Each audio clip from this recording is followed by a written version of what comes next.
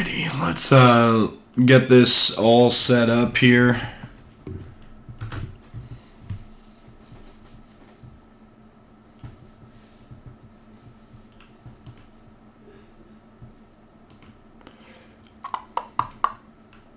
Didn't mean to go to the upload screen because I'm not sure if I want to upload that video. I think I can do it better. We're ahead of schedule, so I could try to re-record.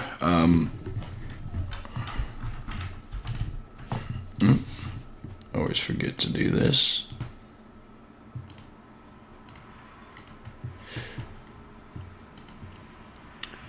You know what? I'm pretty sure... Dude, did I actually... I think I deleted the thumbnail. That's not good. Let me re-download it. Let me make sure. I don't think I did. Just shut my window.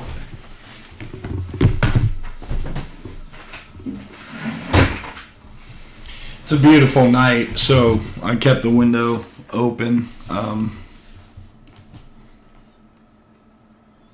for a little bit, but I don't want it open with the road noise and stuff, dude.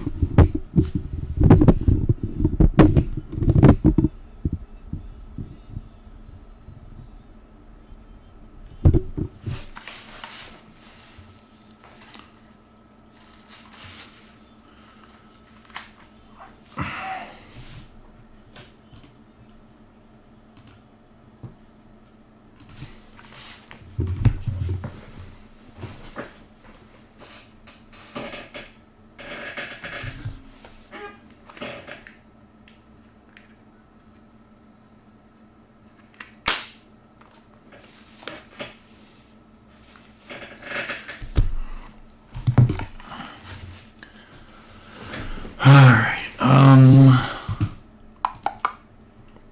upload. I had to clear up some storage for some videos, so.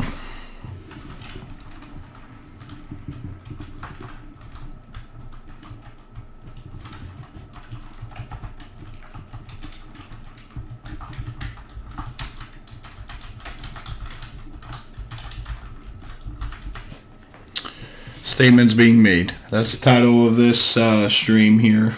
I'm excited to get into this. I've been, anticipating this for quite some time. Got some sleep. I went to sleep early so that way I could start this earlier as well and try to get more people. I don't know what I'm doing here. Let's go. Everybody's full practice. We got Wyoming this week. We have not beaten Wyoming in this dynasty. They have started off 2-0 within conference play.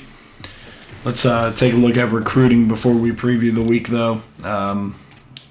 Man, we're falling behind here pretty drastically for Corbin, who's a priority get for us.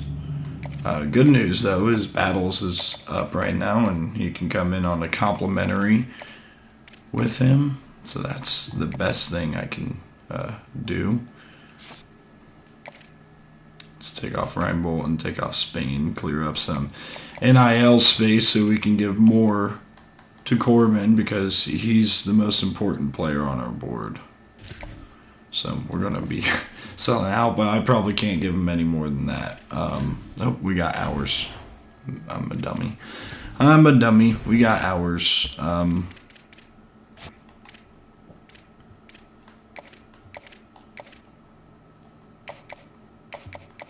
Making this a defensive heavy week here.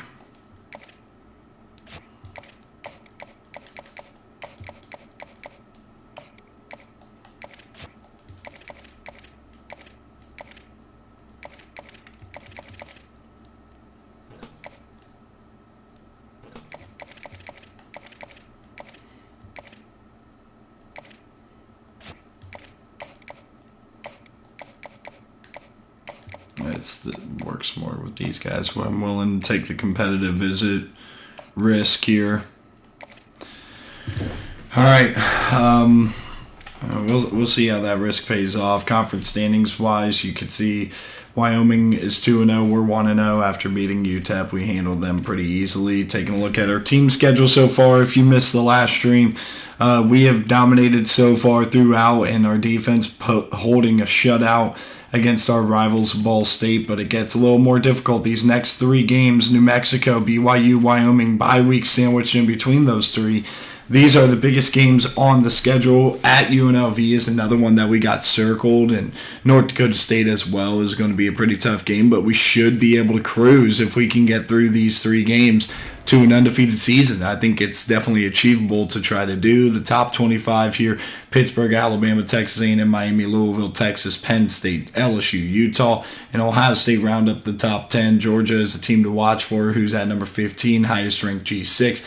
Is Tulane, and the other G6 team in these rankings is number 21, New Mexico, who is within our conference. Taking a look at the Heisman Watch, and this is the last year of players in here that haven't been recruited, but all these guys were former recruits. Jaron Funchess and Brian Kindred at the top. Clifton Schrader from Indiana is also on the Heisman list, and Ralph Perkins, the sophomore quarterback at LSU. Taking a look here at the Wyoming depth chart, we got to go down a little ways to find them, but we want to get a good look at these depth charts before we get into this game. But we are 0-5 against Wyoming. They beat us multiple times in a season, multiple times, at least once. I think it was actually just once, but they got Kevin Carrera there, the redshirt junior, with Jackson Taylor as a redshirt senior behind him. They're both 78 overall, pretty respectable quarterbacks, and Andres Bullitt and Landry Trainer are their 2 big running backs. Not too fast, but they're certainly, especially Bullitt, capable of taking one to the crib. Corin Vaughns is a big player we got to watch for, but they don't have a ton of speed at the receiver. Don Maggio, maybe the biggest mismatch that we can maybe find here. And Gideon Fehoko is back for a senior year. This dude has been all conference 2 years in a row. He is an impact player at the tight end position. Had a good game against us last week. Rattay at the left tackle and the left guard. Thomas Curtis are really solid. The other side of the offensive line, I mean, Schaefer's solid. They're not that bad. Now, their defensive ends might struggle a little bit, Bull and Hall there, and their D tackles are pretty solid. Malik and Singletary in the middle with a Boyko coming off the bench. Mangold is an impact player coming off the edge as a will linebacker. Qualls is a weaker Mike linebacker, but Hacker is a solid outside linebacker as well. Williams and Rashid are a solid duo and a fast one as well. They're going to be able to keep up with our receivers with Okorafor as the third corner right there. The safeties, nothing to be scared of with Bloom and Flynn, and then their backups are quite a bit worse. Toner's a decent kicker with a decent punter.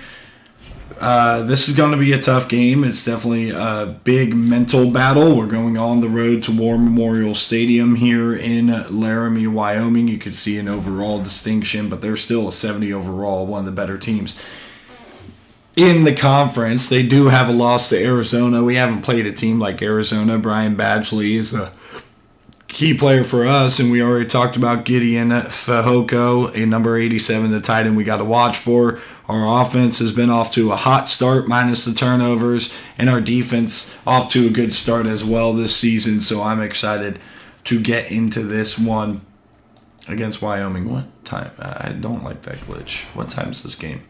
It's at 2:30. So for us, we're going to be in our black and pants, black helmets, and for them, we're going to give them the gold alternate here. They have a different, they just have that.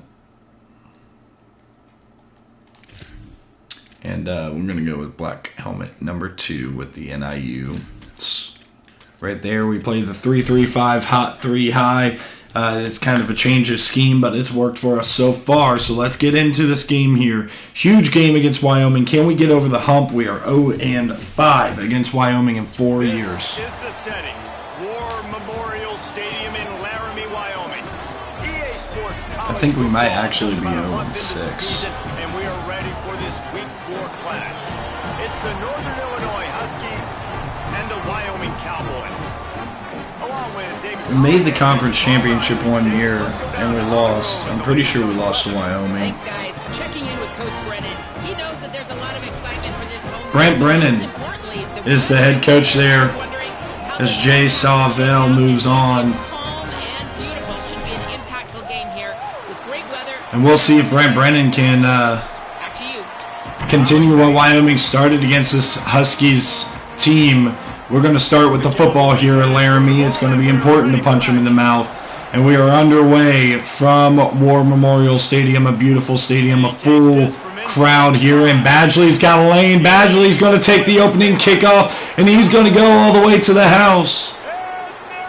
Brian Badgley finishing it off. No word said, no big celebration needed. They know what's on the line here. 7-0. NIU strikes first. Donahue will send this one deep off of that kickoff touchdown. First kick return touchdown of the season. And hopefully it's the only kickoff of today. I would like to post back-to-back shutouts, but all I care about right now in all seriousness is winning this game. And Fajoko's a guy we got to watch for. We're going to man him up with Banks. And here's the handoff up the middle. It's Bullitt. And not much going for the running back here for Wyoming. It's going to be a second down here. This quarterback is going to be trying to find early in this game. The defense has to have a plan for him. Going underneath, it's going to be a first down. He reached. I was trying to get down there to potentially strip that ball out. Game plan on Fajoko is we want to man him up in every situation possible. And here's the jet sweep. And look at Cole Carmichael getting off the block and making the play. It's going to bring up a second down and 3. Fajoko's over there. We got to watch for him. Throws it into traffic and it's dropped. He had it and it's broken up there by George Tabor. Well, no secret, this guy was a big part of their key to success. Already 2 catches on the opening drive, and they go back to bring Williams over. He's going to man on Fajoko, and we get the sack. It's Roddy Orr, and the defense off to a hot start here, forcing them backwards on their first drive. They ended up losing 1 yard on that drive, and here's Brian Badgley. He's got the spin move, and Badgley off to a hot start returning, and he's out to the 40, and that's where the offense will take over for the first time with a 7-0 lead. Position of privilege for this offense for the Huskies with a non-offensive touchdown on special teams to start this day. Man, he was razor sharp last time out, completed better than 70% of his passes, throwing for 200+ yards. Here comes the first down, and we're going to go straight to the ground with Warner, and Max Warner stood up. Running the ball against this team has been the biggest problem in recent years. Really interesting matchup here. It's always fun when the top 2 teams in the conference get to square off in the regular season. Second down. All the expansion, it's become a little bit of a rarity, hasn't it? It has. Obviously, there's so many. Warner will only get a couple on that play. He'll bring up a third down situation here for the offense. Going to the air here on this third down. Caught. It's Bass with a tough grab. Wonderful play by Sean Bass. Relishing this opportunity to show not only their opponent but the rest of the conference who the top dog is. Now going to the air here. Pressure and just barely gets it off. An injury timeout up front here for the offensive line. Couldn't make the connection last time. Let's see if they throw it again. Who was that? It was the left guard. To the air on second down. Trying to dump a screen. It's going to be Max Warner, and Warner's out inside the 25-yard line. Omar Wayne, that's who it was.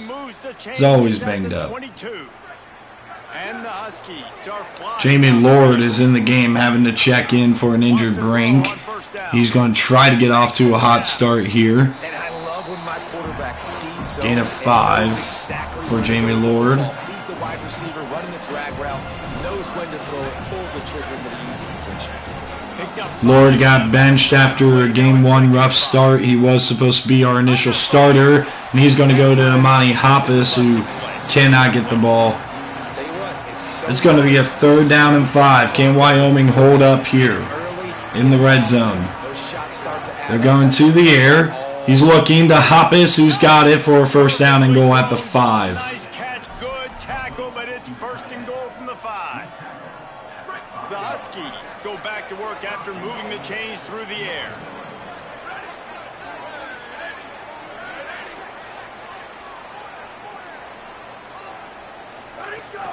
They'll keep it on the ground for 1st and goal. He's going to nowhere to go. It's going to bring up a 2nd down and goal situation, and Matlock is going to check into the game here for this squad. And he's going to get the designed run, and Matlock gets it down to the 1-yard line. He's got it down to the 1-yard line, right on the doorstep of Pater. This is the most important part of the field. What you did to get down here means nothing. Nice job by this defense, staying confident. 3rd and goal from the 1-yard line. Matlock staying in the game here at the quarterback spot. Man in motion is Smith and this heavy personnel. Going right to the ground. Arthur Lewis cannot punch it in. We're going to have a big 4th and goal. We're going to be going for it here with Arthur Lewis split out. Going to Cousins, and Lord will throw a touchdown to start this game off on the offensive side of the ball. We drive down the field, score, and capitalize. And they block the extra point, and it's recovered by NIU, but it will be 13-0 after that 5-minute, 12-play scoring drive. But it didn't come without our quarterbacks being banged up here, as here comes the return from the goal line for Wyoming. Quinn Williams can't make the tackle, but we're going to be there to swarm at the 14-yard line. Minimal gain on that return. The Cowboys come out to get this drive started. To say this has been a slow start is a bit of an understatement, and they really need to get it going. Landry with the play recognition ends up getting in the backfield, getting a tackle for loss on Andre Bullitt. They need an explosive play to wake themselves up. Going back to the ground, and Quinn Williams can't get the tackle, and it will be a 1st down for Andres Bullitt. Until you find that play or that scheme that you can use against this defense. It's 1st down from back at their own 24-yard line. They'll run it behind the big guys on the left. Andre Bullitt with a nice run. Looking forward to get this drive rolling. They're out to the 35. And the Cowboys will snap it. Trying to focus so much on Fehoko that we're kind of neglecting the run game at the moment. And here's the throw to the running back. It's Bullitt. And they knock him down. There was nowhere to go. Defense is swarming. Picked up 5 on that last pass play. Now it's 2nd and 5. Here's a handoff up the middle and nowhere to go. Taken down at the line of scrimmage. That'll be the end of the 1st quarter. And the score is 13-0 NIU. Ready for this guy. We reached the break. Northern Illinois. Punch him in the mouth early. Got the kick return touchdown and the long touchdown drive to go with it on the offensive side of the ball. And now we got a 3rd down, trying to get back off the field here.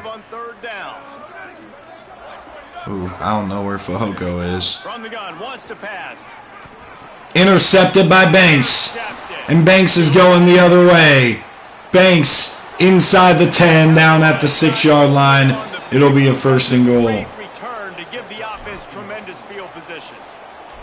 And how about that? That's the 1st INT for this guy. Like, he's gone all throughout this year, taking care of the football, making plays, really building trust with his offensive coordinator. 1st mistake. Hey, listen, put it behind you. You've had a great season so far, young man.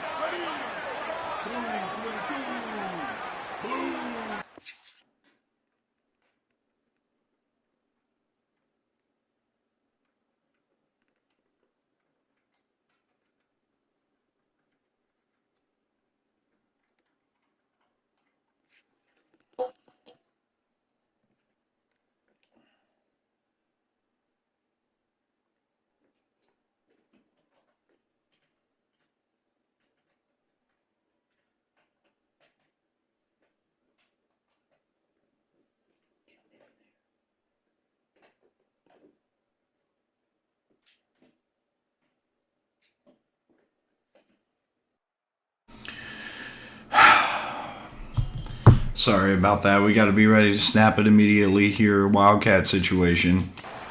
On the direct snap. Play action, and we're going to the air. It's Warner to Hoppus, and he's going to throw a touchdown. It's Max Warner who's going to throw one. And it's 20-0. NIU dominating against a team that they're 0-5 against since Coach Gunderson has taken over. And 0-5 since joining the conference. Because they've got a lot of speed and they've got home run hitters. They score fast. They don't need 10 plays to go down the field. You saw it right there. They've recruited well. They've got playmakers. They're going to be a problem for defenses all year long. So the Cowboys huge game we got started here. Identify. We got Fehoko right here. We're not covering the flat, but we'll see what they can do here. And here's the handoff, and it's Andres Bullitt and Brent Brennan's squad, who ended up losing to Brent Brennan's former team in game number 2.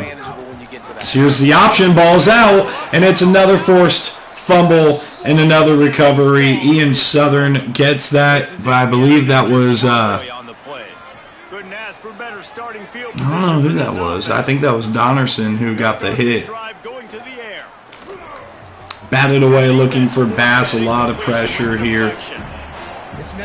As is Jamie Lord, who's in the game right now at the quarterback spot, and he's going to go back to the air and throw it short to Lewis, and Lewis will drop the ball. And a lot of times when you see running backs catch the football, man, they've got a to 3rd down and 10. That's great coverage. Being right there when he catches the ball to deliver the hit, to make sure I'm going to keep him in and go empty here. We got to be ready for just about anything here on 3rd down. Pressure, and Lord just doesn't have an ability to scramble. I tried to throw it away, but Ezekiel Boyko is going to make the play in the backfield. So this, to take a 23-0 lead, and the kick for Donahue is up and right down the middle. This kid, Donahue, developed very nicely, and though he got an extra point blocked earlier off the edge, other than that, he's been very, very solid. Nice to have a guy that you can really depend on. Here he comes from his own end zone. Stood up at the 10-yard line, and 2 forced turnovers here in the early going. This game is getting away from the Cowboys. Again, we're focused on Fehoko here, and there's the quick hit by Quinn Williams. Quinn Williams a little bit banged up here. Just trying to focus on Fehoko. We're mostly worried about him. And he's going to throw it away. It's incomplete. 3rd down and 8. Nowhere close on that one as he got drilled trying to deliver the football, and now they face 3rd down. Trying to pick up a first down. Going to double team him. Looking at Fehoko on this 3rd and 8. He has to throw for it. Bring in the heat. Intercepted. It's George Torber. And taking over in the red zone again is NIU. Didn't give him much of a chance to make that play even bigger, but the turnover has him set up at the 16. The Huskies offense out there and ready to rough first half for the Wyoming Cowboys, who have just dominated this NIU team up to this point. 1st and goal from the 1. Warner and Lewis in the backfield here. And here's the keeper. Warner's not going to get much. 2nd down and goal. Oh, sorry. That's annoying. I know. It's my alarm to wake up. I forgot to turn it off. Everybody's selling out to stop the run. Nice job being aggressive by this defense. I'm sure that was annoying for anybody watching this. Wide open is Cousins, and he's got it in the end zone for the easy touchdown for the Huskies. This is the type of statement that we were looking for. That's why I titled this live stream, Big Statement Ahead. We got 3 massive games that we're about to play here tonight. And up 30-0 in the first one. Massive game for this Wyoming team, but they are not answering the bell. And this is a massive statement by their opponent. Wyoming has the football back, and here comes the offense. Where's Fehoko? Turner over here. Oh gosh. Memory, just forget that last pick. An overthrown and incomplete. This quarterback is just a little bit too flustered right now. It's going to bring up a second down. You gotta just forget about it and move on. Where's Fehoko? Double team him. And here's the handoff to Bullet, and Bullet's going to get the edge, and that's the biggest play of this first half for the offense, a 19-yard pickup for him. Got that double team again, and here comes the option again, and the quarterback is stood up here. 2nd down and 8 for Carrera, who has had a rough going here in the early going. His pitch option was wide open. That ball should have gone to the running and back. Bullet will go down. It looked like he had some open field in front of him to go make something positive happen. This quarterback's got to make better decisions. It's not just the passing game. It's in the run game with the option, too. It's 3rd and 5. 3rd down. 3 high look. Back to throw, trying to take advantage of it, and nowhere to go. He's going deep, and it's Quinn Williams who's going to break that one up. 4th and 5, this defense shutting them down right now. This offense not being asked to do a whole lot here today. There's the touchback here. Badgley lets it go, and look, after 3 straight drives ending in turnovers, a punt is not the worst thing in the world for Wyoming, just trying to stop the damage. On the ground, it's Lewis. And Arthur Lewis will get a couple. Picks up a couple to the 22. He's a little banged up now. By the defense, wrapping him up, getting him on the ground, take away that run game, make him one-dimensional, put him in passing situations. Going back to Arthur Lewis, and Lewis with a solid run. It's a gain of 6. Bring up a 3rd down and short. Looking for that 1st down on 30, short from the 28. Here's Lord. Try to get it through the air. Bass cannot hang on to it. We're going to have to punt. Knocks it free, and 4th down is coming up. So here comes Palacio to send it deep. Seeing the football, breaking on the football, knowing where he's at, because he's probably going to get that 1st down, but nice timing. Sometimes guys get there just... Broken tackle, and Wyoming's going to have great field positioning. Quinn Williams will put a stop to that, and he's going to have to check out of the game. He's all banged up. Wyoming takes over the football, and the Cowboy offense on its way out.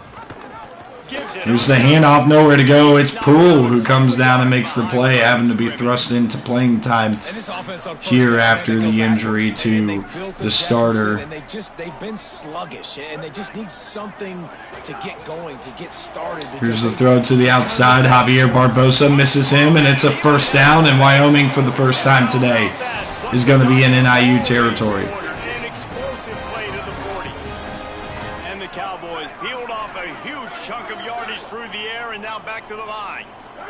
Going back to the air and quick to Fehoko, and Fehoko is going to pick up a 1st and a whole lot more. There goes Fehoko, and Fehoko is going to score, putting an end to the shutout in this first half, and finally the offense gets going on the momentum of a defensive stop and a good punt return. 30-7. Once he has the ball in his hands, there's so many tight ends out there that are just possession guys, and they usually go down right after they catch the ball. This guy has the ability to, with his speed, to make people miss, and he showed it to you right there on that touchdown catch.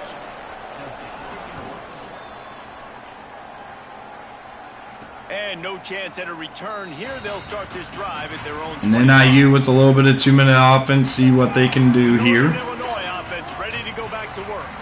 They've been outstanding here in this first half. Going to the air, wide open is Badgley, and Badgley is going to get close to the 1st down. Not quite going to get there. It's going to be a 2nd down and inches. Here's Lamar Rice, and Rice will not get the 1st. He wants to take shots. They're trying to light this scoreboard up. Northern Illinois right back to the line. Taking a shot, it's Cousins, and it's broken up, 4th and inches. Third and short like that on your own side of the field. You're just looking for a quick hitter. You're trying to get the ball out of your hand quickly. We see the potential statement being made by Wyoming trying to grind out at this, and Matlock is going to come into the game here. He's going to fake the toss, and he's back to throw. He's going to be sacked. Can't run away from the defense, and Wyoming's going to take over at the 26.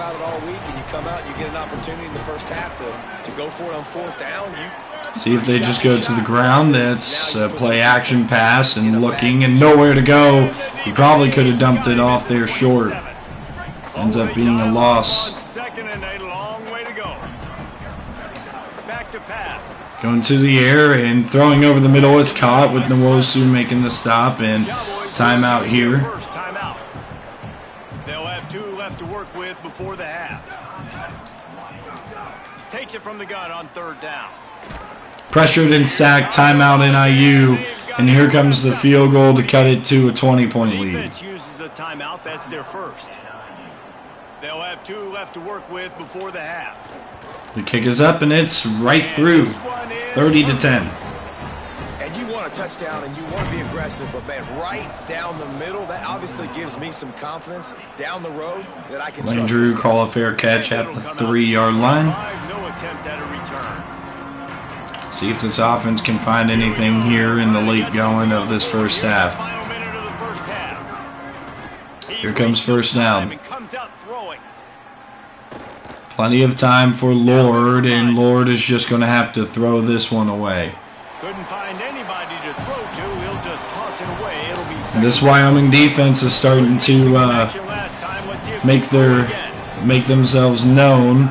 Running inside. It's Warner. Here's Warner on the ground, going to get close to the first down. It's going to be just short. Position is there up at the 35. And the Huskies are facing 3rd and inches. Quickly to Cousins. Cousins got the first. Solid work and execution there. They'll have a first down as they mark it at the 40. Just quick shift. 18 seconds left. Here's the throw. Going right back to Cousins. It's batted down. Just a few seconds remaining here as they try to put something up before halftime. 2nd down, they'll go to the air. Cousins got it out of bounds. 2 timeouts still for NIU. It's going to be a 3rd and inches play.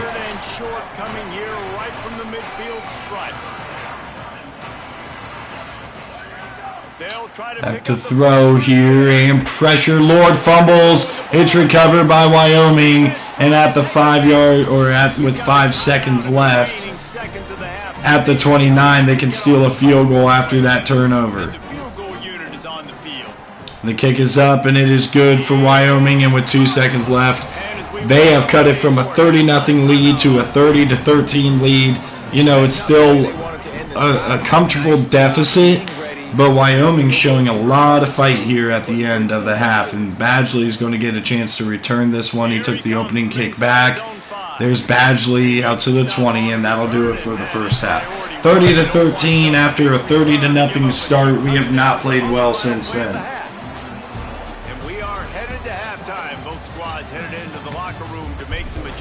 Gives us an opportunity to check in with Kevin Connors in our EA Sports College Football Studio Update. And Western Kentucky upsets Tulane there.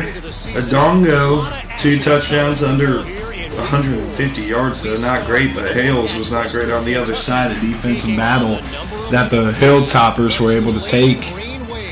That kind of clears up some mystery towards the top of the G6 race that we're trying to put our name in the hat. 17-7 Miami leads, and the New Mexico State up on SMU, and Texas is up right before the half on number 23 South Carolina. So 30-13 here. We're going to be kicking off and starting on defense here in this second half, and we got to have a quick defensive stop and get that ball back to the offense so we can try to establish some sort of rhythm. Just stuffed up right at the 16-yard line. Holly, what did you find out coming out of halftime? Coming out of the locker room, Coach Brennan told me his quarterback not typically one to turn it over like this.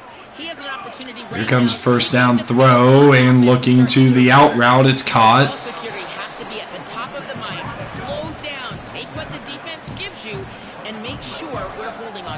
comes second down, and they got Bullet in the backfield now. And here's the handoff and nowhere to go. Carmichael's going to get there off the edge. And they're going to go back to the empty. It's going to bring up a 3rd down and 3. Right, that's your job. Be stout up front, stuff in the run play, make them get in more passing situations, but do not let them run the football. That's going to the air here and almost intercepted. A dangerous throw. Barbosa flashed and Landry was right there behind him, and it was low overthrown. If that was thrown on target, Barbosa was there, and it being off target, Landry was almost there. Ooh, trying to go up and over, and it's not going to work. Couldn't get away from that cover team, and they've got him down at the 23. Guys, we'll see what the plan is for this Northern Illinois offense. They put the ball on the ground the last time they had it. Still up by double figures, but an opportunity to... Warner with a nice run, and he's going to get a 1st down out to the 38. And into the game is going to be Danny Kamalot, number 5 here, who's been in the program for a little while now, and he's going to throw, and it's incomplete, just misses Badgley. It was a good decision, just off on that throw for Danny Kamalot, the pure runner archetype. That's fine. We're going to go right back to the ground and hope we can pop something with Warner. It's not going to work there, and it'll bring up a 3rd down where we're just going to try to play conservative here. Let's do a little jet touch pass. We can block. Okay. Got a better idea for a conservative play call. That gap up the middle should be there for Warner, but the safety's able to come down and make the tackle after a gain of 4. And here comes the punt for Palacio.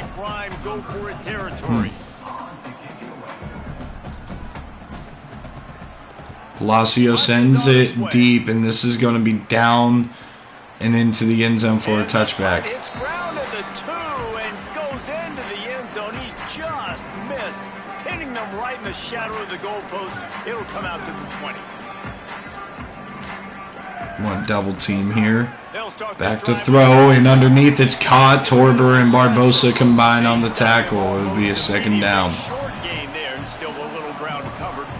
Struggle bus here for the Wyoming offense for the most part. Started to find a rhythm.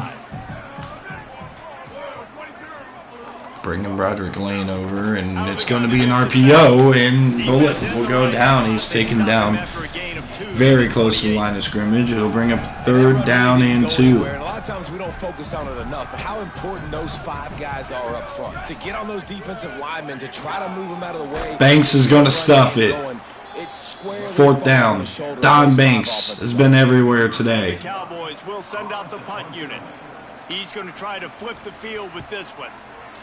There's the punt cleanly off, and Badgley will field it and only get out to the 22-yard line. And they get him stopped at the 22-yard line. Here comes the Northern Illinois offense to go on the attack. They'll have another opportunity. Here comes the 1st down. Danny Kamalot is going to stay out there on the field, and here's the handoff to Warner, breaking a tackle and fighting forward for a gain of 6. A good run there by Warner. Obviously, they won a few downs that last drive, so we got to put them on. Check him out the game here and just put Lewis back in. Pictures they haven't seen yet. And shifting it, trips to the right side of the formation, and Kamalot's going to keep it, and Kamalot's got the 1st down. The punishment and picks up the 1st down. Well, the defense did a pretty good job that time on the option play of having someone dedicating themselves to the quarterback to get him down. Not enough. Comes a 1st down run. It's Lewis, and Lewis finds a hole and picks up a solid 7-yard gain on this 1st down play. It's going to be interesting to watch this defense, man, because obviously when you're trailing, and offenses can sometimes get conservative. That's 2 runs back-to-back. Do they get more aggressive and try to bring... 2nd down, and there's Lewis for the 1st down, and he's going to fall forward out to midfield. He's brought down, stopped right at the 50-yard line. This shouldn't be a surprise to anybody. If you've got the lead in the 3rd quarter and you want to keep it, you got to bleed the clock. Best way to do that, run the football. And you're now seeing this offense call these run plays back to back. They are trying to be physical, and they're trying to stay on the field. Now going to the air. It's 1-on-1 on the outside, and we're going to Cousins, and Cousins just cannot hold on. They're dealing with a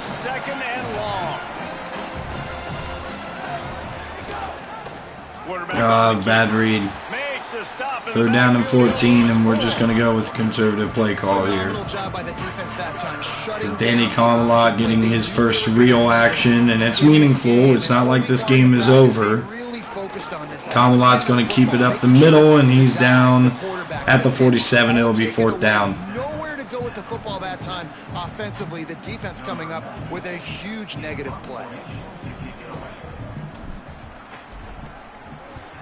Punt is in the air on fourth down. And the offense has Down at the 10 by Broderick Lane. Ball is marked down at the 10. They'll snap it from the 10 for the first play of this drive.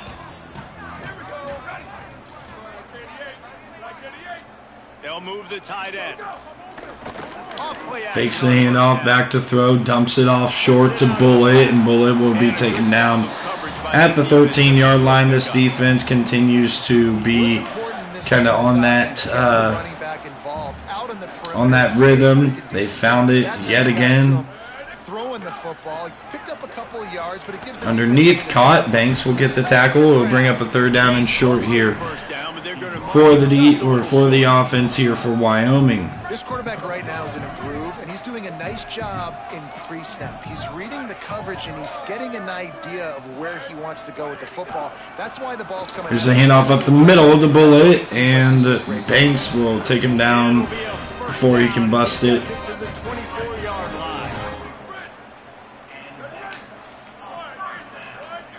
And they're not going to snap it. It's going to be 30-13 at the end of the first quarter. And they've built a comfortable lead after 3 quarters of play. Let's take a look at how we've gotten here. They go back to work with the first down in the final period of this one. This time he wants to throw. Over the middle, it's caught, and it's a first down. Really good job to pick up a chunk of yardage and get it out to the 39. Teddy Preston making the play there. Maybe this will breathe a little life into this offense, which has been flatlined in the second half. Here's 1st and 10. Going back to the ground, and Bullet won't get much. They're being very patient with this run game right now. Man, it's really hard to control the running game if you don't control the line of scrimmage. And how about the defensive line doing a great job attacking those guys up front, not open up lanes to run through. Nice job just nullifying. Over the middle, and it's incomplete, broken up by NIU. Make the connection, and the defense putting on the heat and forcing the incompletion. Ball is at the 41 as this defense tries to force the punt on Comes third down, and looking and firing deep, and Milligan is in coverage, and he breaks it up. This is going to be a fourth down here for the Wyoming Cowboys. By multiple possessions, you can't come up empty on this drive. They'll go for it on 4th down. Here we go with 4th down. Throw and pick up the first down. Over the middle, and it's incomplete. Torber lit him up, but it was an off-target throw. And it's a turnover on downs. And now NIU is cruising on to a road victory against Wyoming, which was the biggest team in their way from reaching and accomplishing their goals. So a huge win here today if they can just finish this one out. Camelot's going to keep it and get the edge, and Camelot's going to slide to dive down at the 28-yard line. What a play to convert on 2nd and long. Offense has it at the 28 on 1st down. Here's the handoff. It's Max Warner. Warner with the spin move. Warner is going to the end zone. Touchdown, Max Warner. And the punishment has been extended. They give themselves a little more cushion as they try to reel off their 4th straight win. Man, these ball carriers, they've got a lot of ability in the open field. Their ability to make people miss, but also show off the speed. You saw all of that on that play. 37-13 and a touchback for Wyoming, and this game, it's gotten away from them. What a turn that last drive was. Didn't pick up the 4th down, and it led to the scoring drive. They're going to go to the air, and it's incomplete, broken up by Barbosa. points and then your defense gives up points. This has got to be a complementary football type deal. The offense now needs to provide a little spark and give this defense some hope. No doubt, David. They got to turn the page, and they've got to. And he's got a man open, and Barbosa's going to force him out of bounds at the 49-yard line. Weird formation to try to defend there. Corin Vaughns is able to capitalize.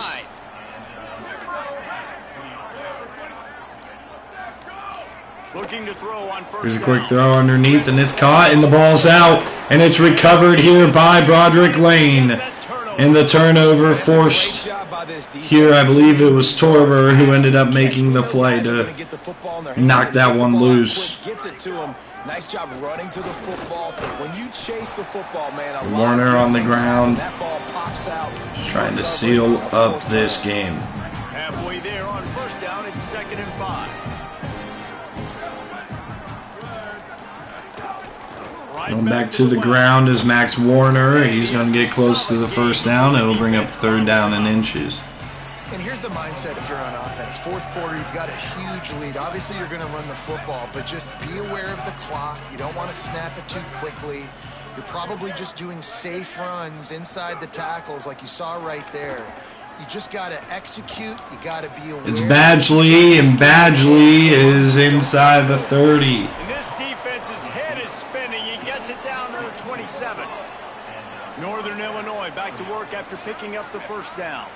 Man in motion is Dwayne Cousins, the redshirt senior, star wide receiver, and he's going to get the handoff here and get inside the red zone at the 18-yard line. And what you see late in games, man, those teams that can really run the football and run that clock when they got a lead, you really win a lot more football games. So I think you look for them to be physical down the stretch of this game, try to continue to trying to get the blocks on the edge, and Rice cannot fight through it. It's a loss of 1. 3rd down and 3.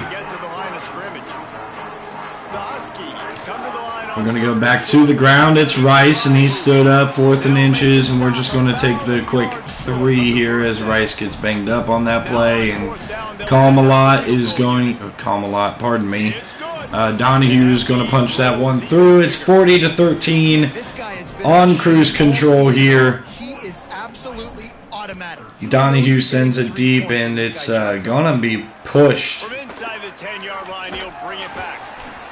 And out to the 21-yard line. Good coverage as Broderick Lane is there to make the tackle. So the Cowboys offense heads onto the field to start this drive. This one feels as if it's starting to get away from them a little bit. Here's the throw underneath, and it's caught by the running back, Andreas Bullitt. So, David, we're going to find out a lot about this team right now. Yeah, just running out of opportunities. You give opportunities away like this, you're trailing. Every possession is going to be important from here on in. From the gun, or back on the move. Trying to just hold his gap. 2-minute timeout here for the Wyoming Cowboys to try to maybe make something happen, get some points for Coach Brent Brennan. And there's a throw on the RPO completed. We bring up a 2nd down.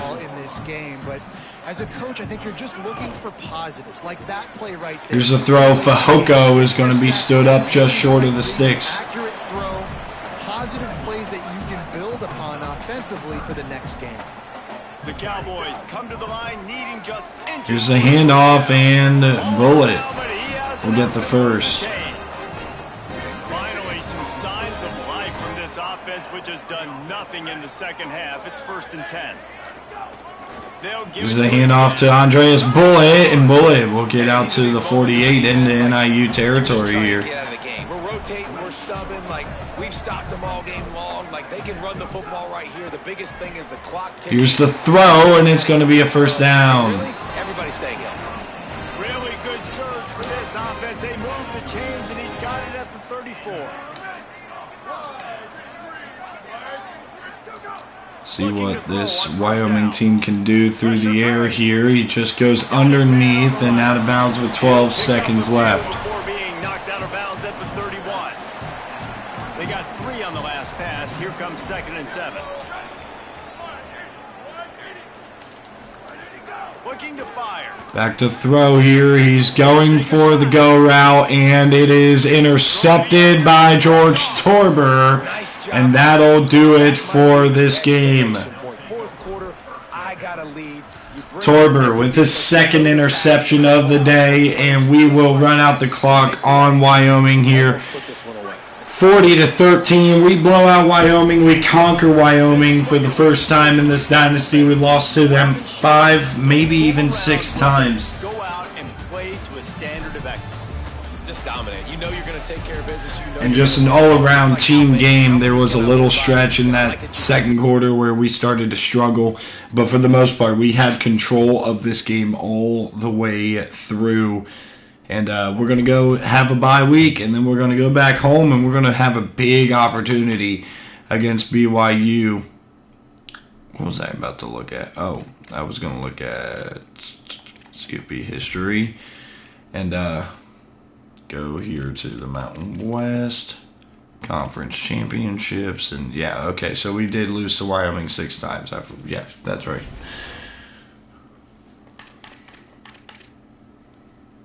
And we get Jay Savell out of here, and all of a sudden we can beat him. But I definitely do feel like this is the best team we've had so far. We're up to 4-0 right now going into our first real bye week. And we get 2 of them this year. So that's good. George Torber is the Mountain West Player of the Week on the defensive side of the ball. And in the top 25 here, we are not in quite yet. You can see what's going on there. The biggest games in this bye week, Nebraska and Ohio State, Tennessee and Texas, NC State, Louisville, Florida, Alabama, BYU, TCU. We need BYU to win that game. And then Miami and Stanford. And let's get into recruiting real quick and just dot some I's here. I don't think we're going to get him, so we're just going to bring back all that NIL, and we should definitely go after a corner.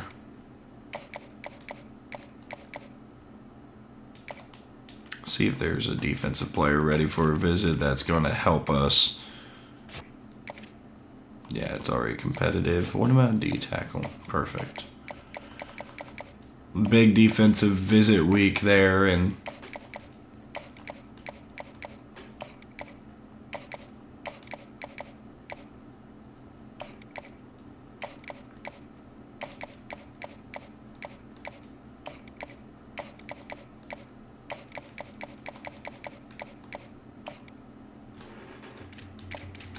now we just need to go add a corner here.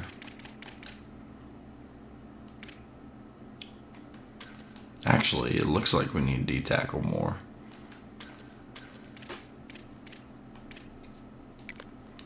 And if it's the right guy, we're willing to spend. Greg Proctor. Bust. Get off my board.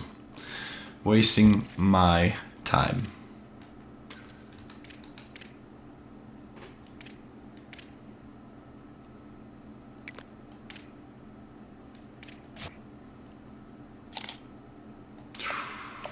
He's on the higher end with the speed. We're going to have to finish scouting him next week, but that's how we're going to start to try to add interest there. Real quick, let's set the practice plan here and rest anybody that needs it.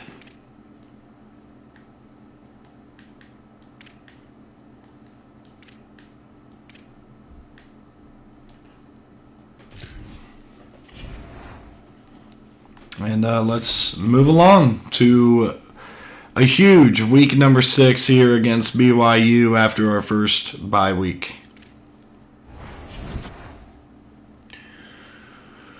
Whew. Okay. Yep, they did win last week, so they're ranked number 18. A very big opportunity for us here on the road. So let's finish scouting Theo Childers here. Yep, 93 speed, 94 speed is very important for us. So we're going to go after him pretty strongly. Maybe not quite as strongly as some of these other guys. I want to send the house for Webster, and because we cleared up some NIL, we can see. I don't know if we can, but we can see. Oh, we can hard sell. We can hard sell.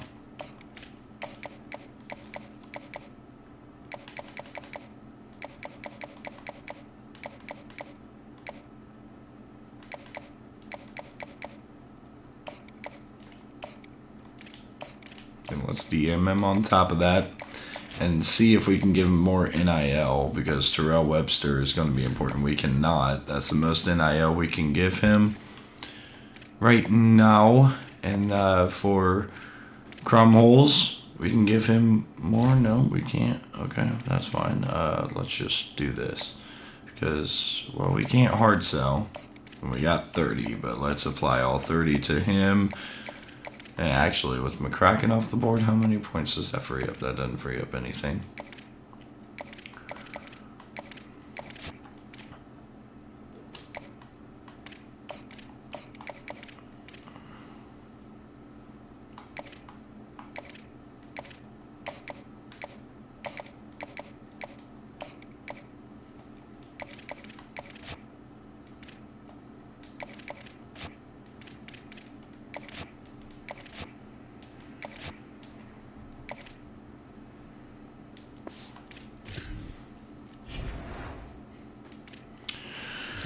That does it for recruiting here. Going into practice, everybody is full go this week against the Cougars. We welcome them into town here. It's going to be a massive afternoon game. You could see the biggest games this week. We are not on it. Florida State and Miami in a top 15 matchup. Oklahoma and Mississippi State. Minnesota and Michigan for the Little Brown Jug. Indiana and Michigan State. Alabama hosts Arkansas. Wisconsin is hosting USC. There's the top 25 as it stands right now. Highest ranked one loss is Clemson at number 7. Highest ranked G6 is Boise State at number 15, with Tulane there at 20 as well. So definitely some opportunity here for us to climb the rankings. Heisman watch, looking at it. We got a little bit of a shake-up here. So you got Ralph Perkins, the quarterback at LSU, at the top, and then Tyreek Gibbs, the wide receiver from Tennessee. Carl President is right there at quarterback for Jacksonville State, and Enoch Watson at Washington State also entering the chat over here. And let's go ahead and look at this BYU depth chart here as we look, get ready for maybe the biggest statement that we could possibly make here.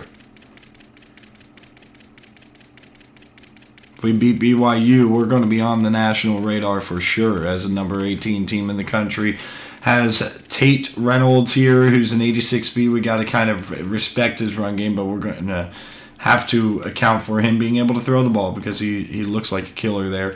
And then they got really, really fast running backs, so we got to be on top of our stuff to get Craig Charlton or Javier Drake on the ground. They're very fast at that position. Not so fast at wide receiver, but Cassidy Priester is a really good one and a star receiver there. And Taman Purcell is a big guy to watch for their offensive line. Right side, or left side is Malachi Lee and Frederick McLean, who are both studs in their own right. Center is kind of weaker, but Eric Lawton. And then you get David Franks Wilson, who's a little bit of a dip there at that position. The right edge, Sean Scott and Angel Keenan, we got to be ready for them. They're a little bit weaker at the defensive tackle spot, but still strong enough to compete against us. Mo Mabane is on that defensive side at the will spot, who's an absolute stud. Asamuga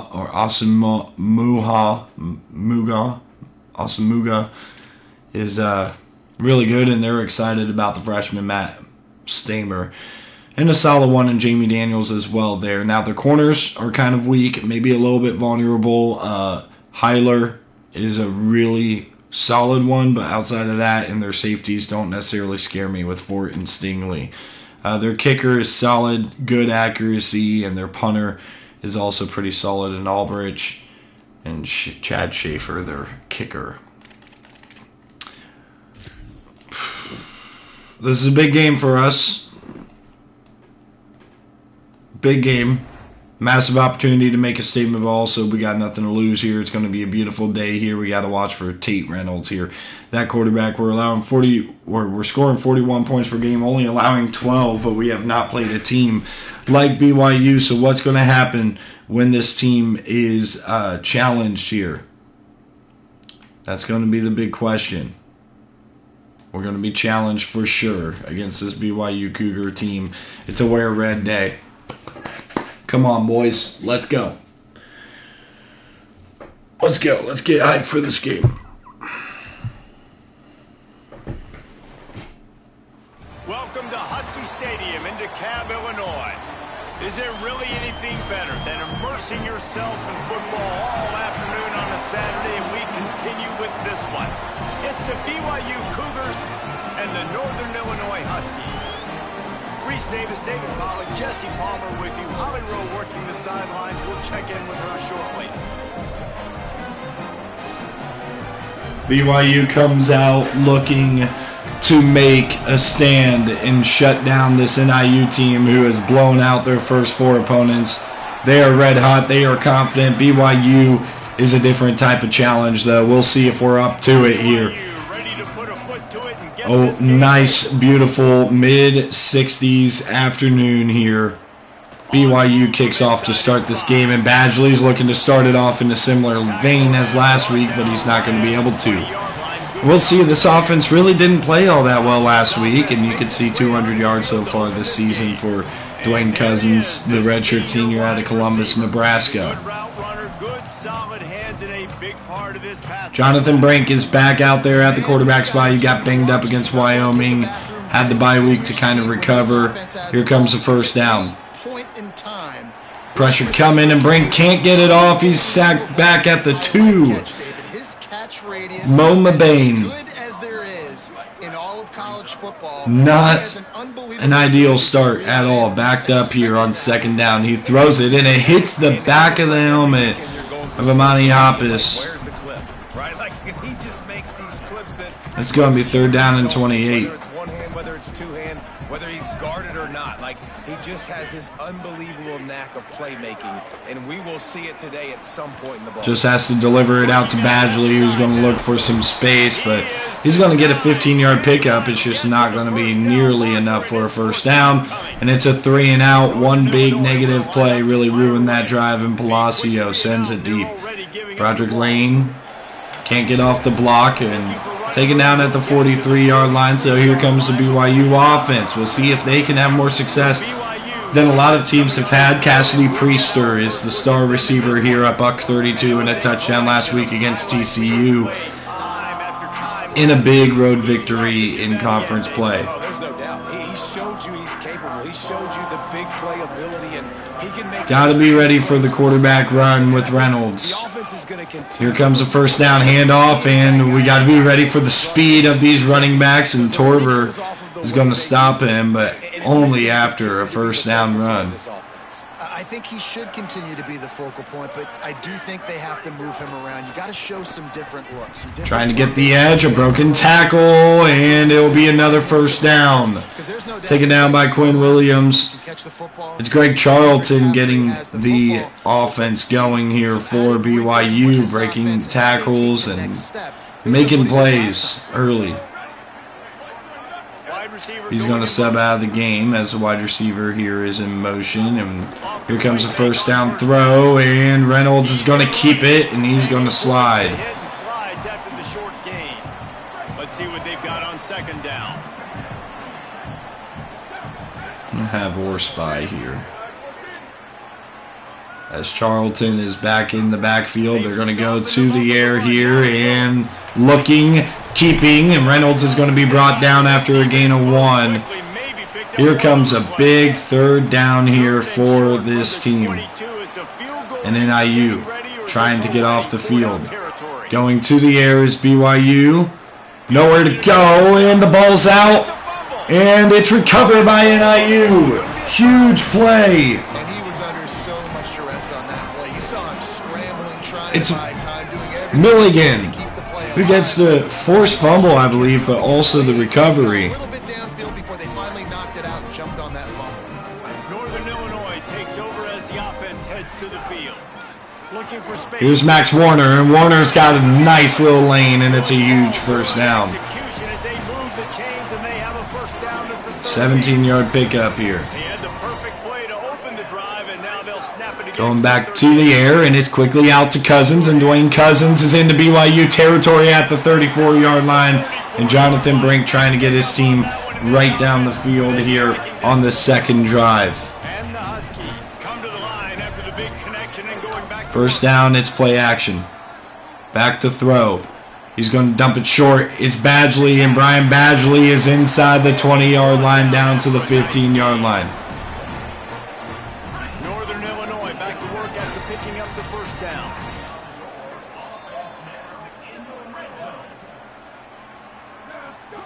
Brink going to the air and quickly throws. It's incomplete. There is a flag out there, and I think the defender was keeping Bass from working back inside.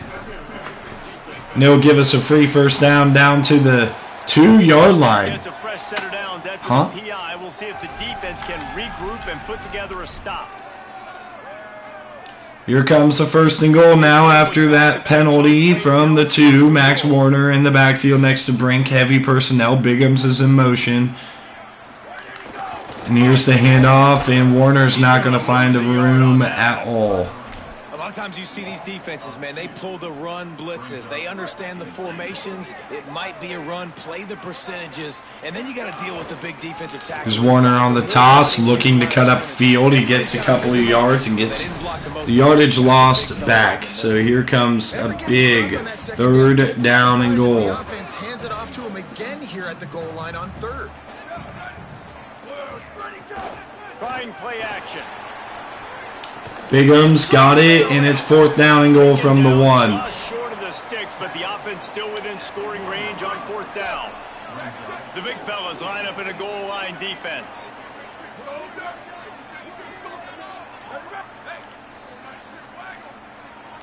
Flipping the play here. Oh, and Warner moved, and we're going to have to take the 3. He's going to pick up a penalty.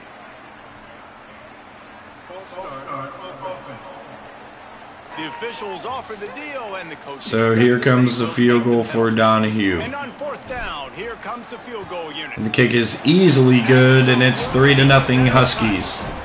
And with that, they break the seal on the scoring. It's 3-0. And he knocks another one through. And how about this kicker? Good way to start off your Here's the season, kick right? return Like, here. you have at the spot. Sometimes you don't know. For BYU, trying to flip the field here. He's not going to be able to. This coverage team, very solid right there. It's going to bring up a first down and 10. I have Carmichael spy here, and Out of the gun, they'll run it inside. a good run, solid for Charlton. It's going to pick up 3. Charlton is going to check out of the game. Got a little bit banged up on that play. It's going to bring up a second down and 7 here for Reynolds in this offense. Here's the handoff to the outside, and Williams holds that edge, and Carmichael gets off of a block, and we're going to bring up a third down and 7 here. Third and long.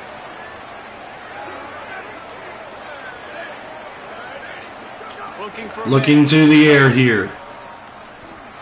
Throwing short of the sticks, and it's going to be a quick tackle by George Torber, and a fourth down. The defense holds. Looks as if BYU will have to punt it away. This will be their first punt of the Ooh, we afternoon. got a little bit of a rush on him. It was Roddy Orr off the edge, and here's Brian Badgley getting a block, and Badgley's got a nice little lane, and he's out to the 35-yard line. Decent field positioning here to start the third drive of the game for this offense. Out there and ready to go. So they've put up some early points and now to build on this 3-0 lead. First play of this drive comes from the 35-yard line. Underneath, it's Max Warner. Warner's looking for a block. He's going to pick up 6 on the play. Bring up a second down and 4. The Huskies can play this second down a lot of ways with just a few yards to go. Keeps it on the option. They'll knock him down for a loss of a couple. Warner doesn't get much on that play. It'll bring up a third down and 6. Can the Huskies keep this drive alive here off of the injury timeout? Man in motion is Cousins. The Huskies are going to the air here. He's got a man open. It's Bass, and Bass is going to get it down inside the 30-yard line. It's a first down. Beautiful route by Sean Bass. And what a huge play for the offense. Hitting that throw not only is big for their confidence, but it also flips the field. Brink going to the air here. Brink looking and under pressure, and he's just going to have to throw it away. That was dangerous. Just as he released it on first down and just couldn't get it to the receiver. Too many times we've seen something like that picked in these last renditions of these games. Man in motion is Imani Hopus, and Hopus is open, but can't get his feet set to throw it to him. No, bring up a 3rd down and 10.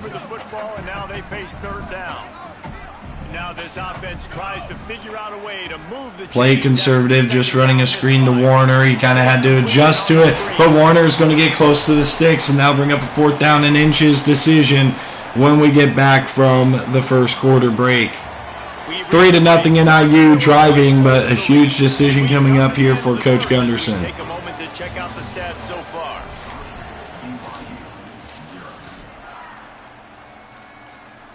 Coach Gunderson is going to go for it here. Not a lot of hesitation.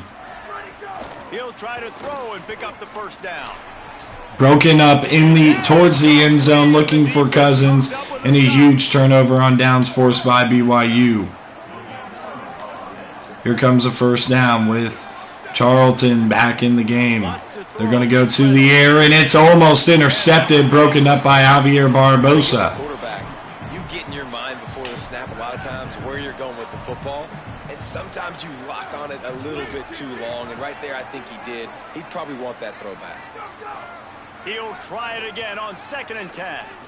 And underneath, it's going to be caught by Charlton, 3rd down and 3.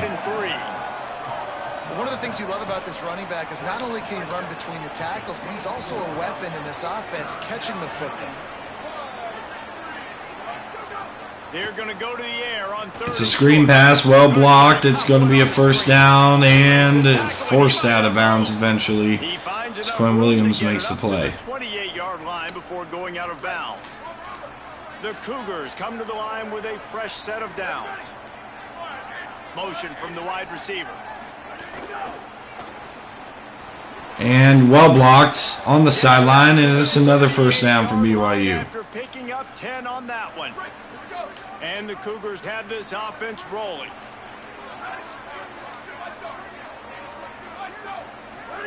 Going to the air and quickly underneath, and it's going to be caught, and just slowly moving their way down the field against this pesky NIU defense. Now it's 2nd and 5. They're going to go to the air here, back to throw, and he throws, and it's incomplete, broken up by Landry. Keenan Daly banged up. We'll see if they go back to the air after the incompletion. It's 3rd and 5.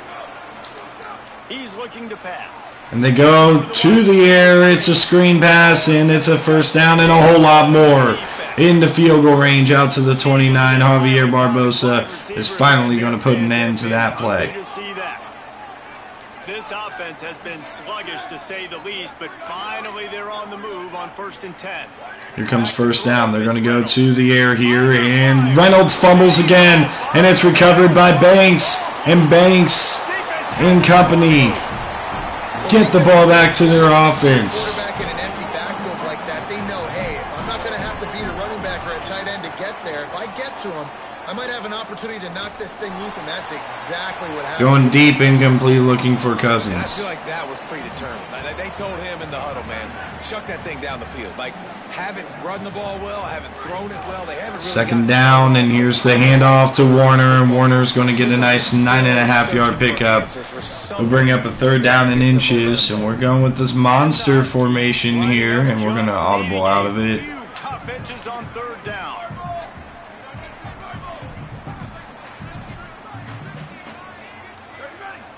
And a false start. On the snap count, it'll be a false start, and they'll move it back.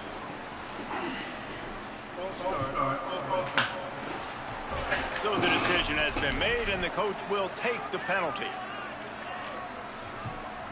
3rd down is coming. Now a little bit farther to go after the penalty. 3rd and 5. Tight end now in motion. They'll snap it from the gun on 3rd down. Starting to feel a little pressure. Got out of trouble. Incomplete. It just left that pass short. Not enough juice on that one. Oof, you got to be careful if you're the quarterback there. Third down, you see a lot of exotic coverages by the defense. That time they played zone, and he tried to force that football into a real tiny window. He's lucky that Booms this punt. See if we can down them. Oh, Jackson almost got there, just could not quite do it. So we got a touchback here. It'll be a first down and 10 here for Reynolds, the quarterback, who has fumbled it twice. And he's got a play action and just quickly goes underneath, and a quick tackle there by Quinn Williams. Picked up 5 on that last pass play. Now it's 2nd and 5.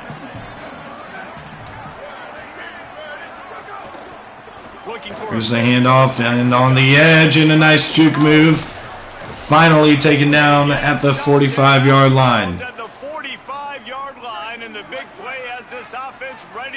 It's Cole Carmichael who chased him down all the way down the field. Here comes first down here for Reynolds in this BYU offense. Play action.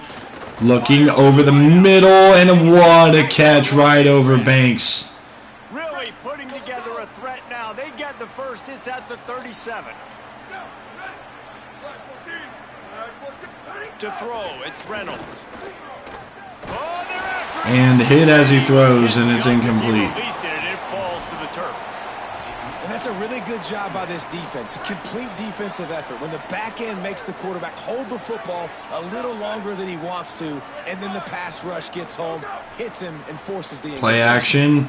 Quickly underneath, and it's Carmichael who's going to make the play. Cole Carmichael, the defensive end in coverage. You're trying to stay as close as you can to all these targets, and most importantly, those open field tackles, and getting them on the ground as soon as they catch it. Here's the throw over the middle, and Banks is going to get him just short of the sticks. And BYU going to be aggressive here. They're going to go for it. But I think he's going to be a touch short. Thought maybe they would consider the field goal here, but the offense is staying out there on 4th. Can they pick it up here on 4th down? Here's the handoff, and he's not going to get there. Barbosa, or they are there, and it's a turnover on downs. Low man wins. Defense that time on 4th down was expecting run. You saw at the point of attack how they just dominated. There was nowhere for that guy to go. Defense wins the down. They give it back up now. Brink has to throw it away on 1st down, and it'll be 2nd down. He'll get rid of it, and it'll be 2nd down. 7 for 14 for Brink. A lot of throwaways. A lot of times guys just not getting open. And they're going to go to the ground, and it's Warner, and Max Warner is going to get a big first down run. 5 carries, 44 yards for Max. It's so nice as an offense to know you can generate explosive plays by handing the football off to this guy. He has got incredible speed. Badgley on the pass, and it'll be a couple of yards right there. Short completion on 1st down, and here comes 2nd and 8. Going back to Warner, and not much going. It'll be a 3rd down and 8 as we tick down to the 2-minute timeout. Got it back to the line of scrimmage this time. We've reached the 2-minute timeout, and they'll talk it over to see if they can build on this lead before halftime. They've got to come up with a big play on this 3rd and long. Warner in motion. Back to throw here. On the break, it's Cousins, and he holds on to a tough grab. 1st down, NIU. The Huskies come to the line with a new set of downs. Looking downfield on 1st down. Gets it to Brian Badge. Oh, sorry, it's Dwayne Cousins, and Cousins is into the red zone. Finally out of bounds at the 19. They're in the red zone. And the Huskies, after moving the sticks through the air, come to the line. Back to throw here. Underneath, it's caught Sean Bass, and Bass will get down to the 12-yard line. The ball at the 12 after that completion. Going to work in the red zone. They can't pick up the 1st down without getting it into the end zone. Keeping it on the ground. Here's a handoff, and Warner is going to pluck forward for a first timeout. BYU, that's their first of the half. 1st and goal from the 7. The Cougars will use their first timeout here. They'll have 2 left to work with before the half. Going to the air, and underneath, it's caught. Dwayne Cousins sticks it into the end zone. Touchdown, Huskies. Let's go, man. Come on. Really nice job working the route and getting himself open. He was able to locate the football, 10-0 NIU. Has 5 receiving touchdowns on the year. And they did tack on the extra point.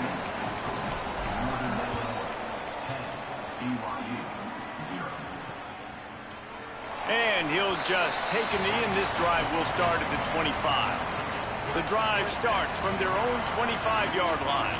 Here's a major 2-minute drive. This BYU team's got to get it going, and they're going to start with an RPO screen. They get it out. The defense just a short gain.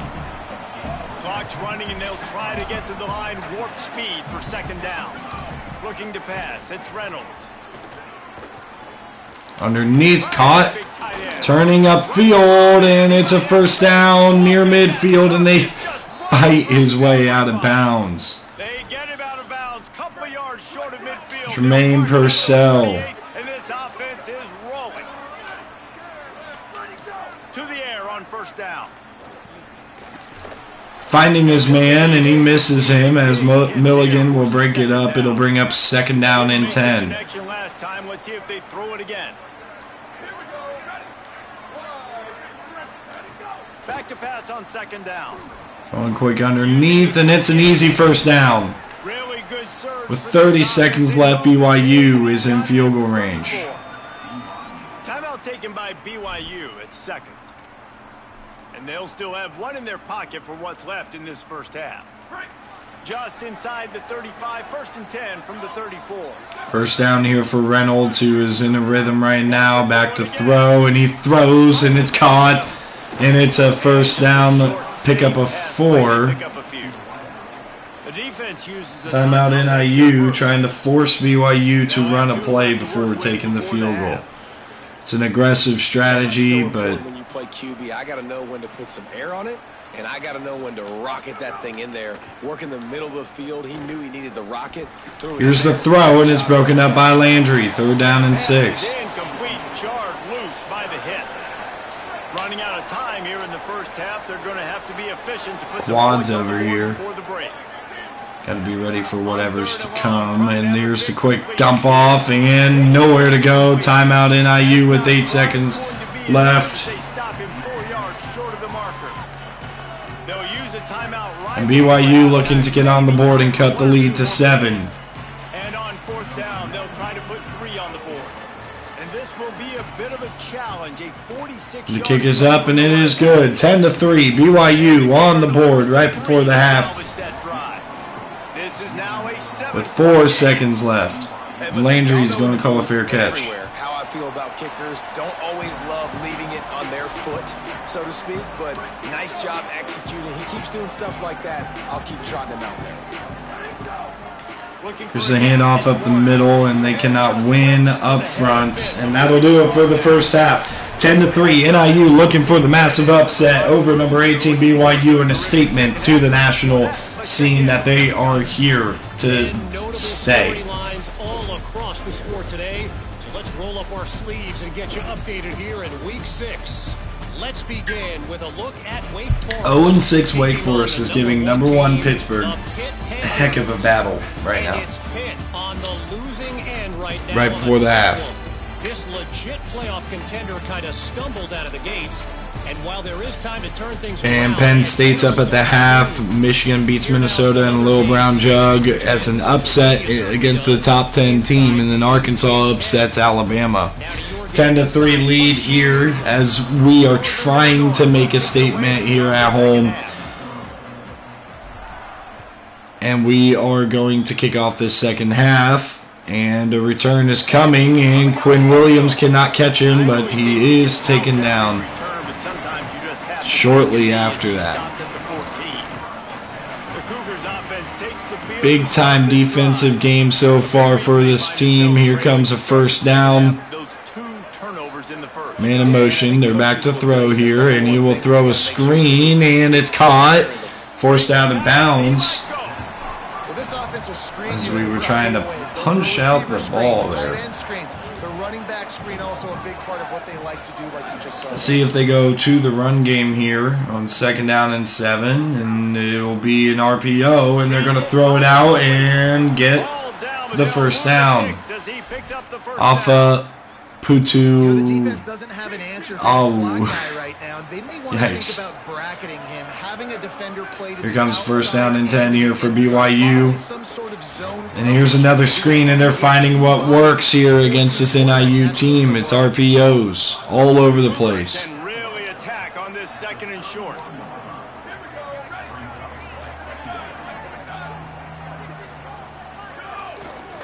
Here's the handoff, and not going to get much. Taken down by Donnerson. That'll bring up a 3rd down and 3. Will they go back to the ground here and lean on that, or will they go to the air? They're going to go to the air. Here's the throw to the outside. It's incomplete. It's short. Milligan was right there in coverage as well. Will bring the punt team on the field. This will be the second time they've had to kick it away. There's the punt. Decent. And Badgley is going to field it and not get much down at the 15-yard line. The defense steps up to start the second half here. We'll see what this offense can do in this situation. Here comes first down. Oh, gosh, dangerous throw. Badgley actually holds on to it, but it brings up a 2nd down and 11. That they were going to try to get this receiver the ball in a variety of ways. They were ready Man in motion is Badgley. create a negative play. They like these swing screens, but we're going to pump fake it. Going deep, and Bass can't hang on, and it's intercepted off the ricochet. There will be a first down in business for BYU. Wow. I thought he was going to keep going, and it would have been a dangerous throw either way, but if he would have kept going, or if the throw would have led him, that would have been a different story. Donnerson blowing up that run yet again. He blew up an early run on the last drive as well. It will be a 2nd down and 3. Here comes 2nd and 13. See if they go back to the ground game. It's an RPO, and Torber is right there to bring him down. It'll bring up a 3rd down and long. And they don't want to waste this great field position here on 3rd and long. Going to the air here. Looking and throwing. It's caught, and it's a first down at the 11-yard line, just short of 1st and goal. And it's on 3rd downs like this. If you want to attack the middle of the field, you got to look for the tight end. Really nice route. Here's the pass play, and overthrown. He had him wide open. Really has a lot of confidence when he's in the pocket looking for the big fella, and they're able to hook up there. Here comes 2nd down. The red zone is still some ground to cover to pick up that first down. Going back to the ground, and a nice pickup, 3rd down and 3. And we talked about this guy coming into the game, man. He's a dude. Like, he's a guy that they're going to feature, they're going to give the football to. He's so good with the ball in his hands, so why would you not hand it to him? Here comes a huge 3rd down here for BYU. They want to score a touchdown in the worst way right now. Banks cannot break it up. It was a backwards pass, but that first contact lets the defense rally, and here comes a big, huge 4th down and 5 attempt here for BYU. Reynolds from the gun, going to the air here. Reynolds is looking, and it's a one-handed snag. He threw it high over the defender, and we got a tied game. Are you kidding me? On 4th down, 10-10. I thought he airmailed it. I thought he did.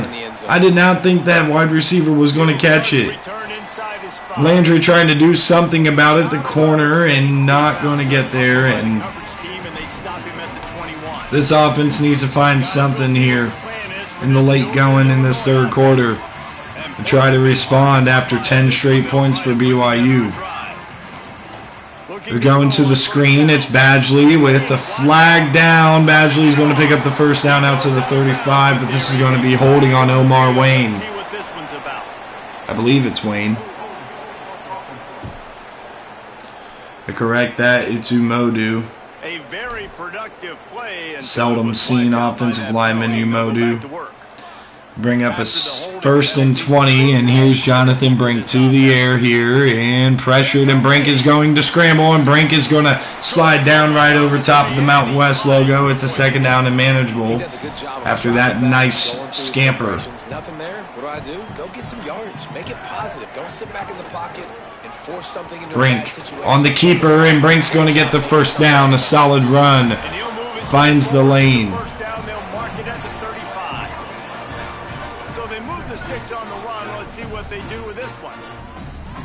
Going to be curious if they morph into man coverage here. Back to throw. He's wide open, and it's Badgley for the 1st down, and he makes a miss, and he's off and running up the sideline. Badgley's going to score, and the Huskies reclaim the lead. Man, it's nice to be an offensive coordinator when you have this offense, because you can just call a couple plays, do what we need to do, make big plays. 17-10, NIU responds to the BYU score off of the turnover. And he knocked that one right down the middle. And they made it really hard with a short field for BYU. And he's coming out of the end zone. I know he thinks he can house And every return, but sometimes we'll see if this defense can go ahead and bounce back after that near 4th down goal line stand. We're going conservative here. I'm worried they're going to go deep. And they're going to go underneath now. I think going deep was in the cards, but we covered it up pretty well.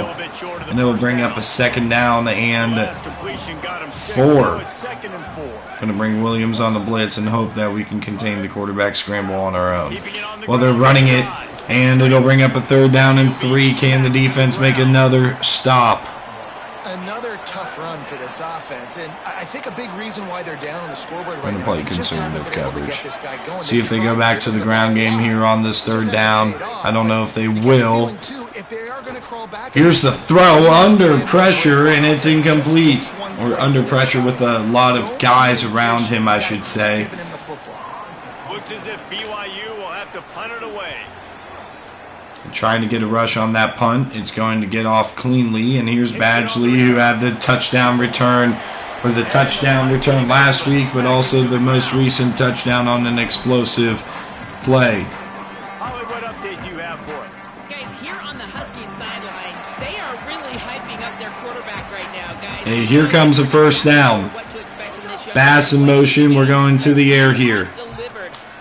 He's going deep. It's Badgley. Badgley makes the play. If a guy's in a rhythm, throw one up. It's a 1st down, and he catches it right in front of Cosmo. Things to play as a defense is those second plays when they start to get outside the pocket. He does a Brink great job. now going to the air here. Pressure coming, and Brink is going to run around. Brink looking, and Cousins fights back to it, and he's going to pick up a yard. All of that for a yard to end the 3rd quarter. 17-10. Huskies up, and you can see BYU right there. This potentially could vault us into the top 25. I mean, I have no idea. Don't really care. I mean, I would love to get that recognition, but if we go undefeated, we're going to get the recognition we need. Going to the air. It's trying to get it quick to Badgley, but he gets hit. And this offensive line's got to do a little better job, man. You've got to give your quarterback time to go through his progressions from go to 1 to 2 and then maybe make a play. And he goes off of his Here comes a target. big He did not have 3rd down for the defense, and they get off the field, but a field goal will get them back up by 10. They had a 10-0 lead, now for a 20-10 lead. And now on 4th down, The wind should push this in, and it is slicing in, or sorry, hooking in, or whatever. Slice is right. What's left? How great is it to know that if you can get the ball down somewhere close to the 40-yard line, 20-10. I'm thinking about golf right now. Well, we should probably focus up here. 9:18 left to play here in the defense with an opportunity here to put this game to bed. What can the defense do? They forced a punt on the last go-around, and here's the handoff up the middle, and nowhere to go. So we have not seen Charlton in a little while here, as it's been a lot of Drake as of late. Back to pass It's Reynolds. It's a screen off to the right side, and it's a quick tackle, only a gain of 1, and it will be a third down. It's just not working there. You figure at this point of the game, trailing, you're going to have to be more aggressive and take some shots. You usually run screen passes when you think there's going to be a blitz, but because the defense has the lead, they're just sitting back and playing big. We're bringing a blitz, and he's going to the air, but it's incomplete with Lane in coverage. Broderick Lane breaks it up, and we force the punt. Just a little late again. Badgley is going to take this, and he's outrunning the DB, and there's Badgley with a nice return out to the 45-yard line. And we all know a touchdown could basically seal up this big statement win for NIU. Working the sidelines, Holly Rowe. What do you have, Holly? Guys, here on the Huskies sideline, there is a lot of excitement because this offense is outperforming a much higher. Incomplete, looking for Badgley. They've got an opportunity in this game with the lead and the ball, but they have got to play clean football right now. Right before they huddled up to take the field, the coaches are yelling, execute, execute. We'll see if they're able to make Arthur Lewis on the ground trying to find a lane, and it's going to bring up a third down and long. It's going to be tough sledding for the offense here. They're trying to ice this game by running the football and bleeding the clock. They've got a pretty good lead here late. Can BYU get off the field in a hurry here? Arthur Lewis is going to motion out to the right side, and we're going to go to the air here. And Badgley won his route, and Badgley's going to win the ball. Brian Badgley has been massive today. 7 catches, $155. This in the ball game, keep trusting him, keep spinning. You know why? Because stats matter late in the game. You want some postseason awards? Keep chucking. Going to the air here, and quickly it's Bass, and Sean Bass has the first down. Inside the 30 down to the 29 and picks up a first down. This Northern Illinois offense continues to move quickly.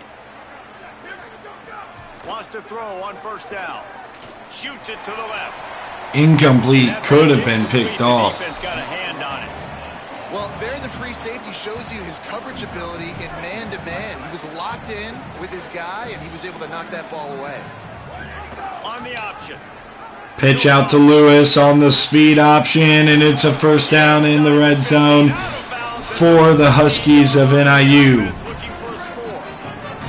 The Huskies kept this drive moving on the ground, now back to work. Cousins will motion over, and they're going to the air here, and Cousins is looking, and he fires it. It's Badgley, touchdown, and the Huskies are putting the icing on the cake of this massive upset. Brian Badgley has made play after play here today. 5-0. And a lot of times late in football games, you'll see offenses get really, really conservative with the lead. I like how this offense didn't go against the clock. They stayed within themselves. They stayed true to who they were, and now big time. 27-10, and this is very clearly a different Husky team than any that we have seen before them. He gets across the 20 and out to the 21-yard line before he stopped right there. And what can BYU do here with limited time? They got to go down and score in a hurry. But you have to respond better than they have, and I would expect. And here's the keeper for Reynolds, and he is just stacked up, only a gain of 2. Stop him after a minimal pickup. Plenty of distance between them and the sticks here on second down. They'll move the wide receiver. Dropping back, it's Reynolds. Play action, and Reynolds is going to go dump it off to the running back out of the backfield. It's Drake out to the 37-yard line. Good, productive play there to get things going. They've got it at the 37. It's 1st and 10. Man in motion. Wants to throw it again. Barbosa cannot make the play. Carmichael gets the tackle. It's Cliff Carmichael who is able to make that play. He'll bring up a third down and 5. Or second down and 5, excuse me. Looking for room. Oh, we missed him, and Drake is off and running. Nobody's going to catch him. That's an explosive touchdown run for Drake. And BYU is going to try to keep this game alive. And a huge run from the back for 6. Man, it's nice to have a running back. 27-17 with 4:15 left to play in this one. Yes, please. Well, you could draw a line in the middle, and he would have hit that thing. Brian Badgley from the end zone has had a big day, but not in the return game. Sometimes you just have to take a knee as not this time. Here comes the Northern Illinois offense to go on the We need Arthur Lewis to grind this one out. We got a bye week next week, so we're going to go to the ground and turn on chew clock and try to just get out of here with a massive W. Hoppus split out wide. It's a basically 4-wide look. We motion in Hoppus. Most of the time, I got to be physical. Run the football like right here. Arthur Lewis, and he fights and cannot get the first. This is an area of the game on offense. You've got to be able to run the football well. You've got the. We got a big 3rd down and inches here, BYU. But you want to bleed the clock. They're going to bring a blitz. And they go to Cousins, and Dwayne Cousins is going to make the play. He's going to go down at the 43, and that's the first timeout used for BYU. Now the Cougars are going to use the first of their 3 timeouts. They still have a couple of timeouts to work with in this final quarter. Here comes a first down run game for Lewis, and the timeout called. On that one, it'll bring up 2nd and 10. Second down and 11. At second. They've got 1 timeout left now. They'll have to choose wisely. Brink is going to keep it, and he's just going to go down. And the final timeout here for BYU in Kalani Sitake. And they'll have to navigate the rest of this game without being able to stop the clock. You know, as a quarterback, 3rd down and 7. You got to read that defensive end, and if he crashes down, Brink is going to the air, and Brink is going deep, and it's Cousins, and Cousins makes the grab. Puts this game on ice. Wow. And the Huskies come to the line with a fresh set of downs thanks to that last connection in the passing game. Brink is going down, and that'll take us down to the 2-minute timeout. To the ground after a short gain. High the chains now on 2nd and long. 1 first down will seal this game up. We have reached the 2-minute timeout in this offense just a couple of minutes. But that deep ball basically already did. You got to believe they just want to run it, take care of the football, and keep that clock moving on 2nd. Here's Arthur Lewis, and he's not going to get much. It was quick, too. As soon as he got the ball. It's a makeable field goal from the 29-yard line. Let's see how aggressive they are on 3rd and long.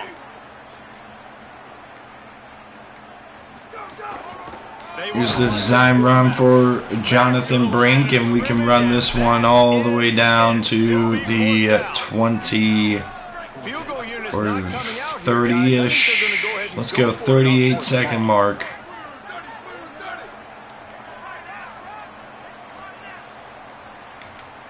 And with 37 seconds, we call a timeout. We're going to bring on the field goal unit to go up by 13, forcing BYU to have to somehow score 2 touchdowns in 30 seconds with no timeouts. And the kick is up, and they got the kicker. He missed it wide right, which I was accounting for the wind. It didn't get pushed in at all. But they roughed the kicker, and that'll be the ball game. We can knee this one out without giving them the ball. NIU, with an incredible performance by the passing offense, ends up beating BYU 27-17. Massive program-defining win against Kalani Sitake's team. Well, this is what makes college football so great, the home crowd and how they were able to impact this game. No doubt about it, David. They played a big factor. And there's 364 pass yards for Jonathan Brink, who was just on fire outside of the interception, which wasn't completely on him. He was on fire today. On fire.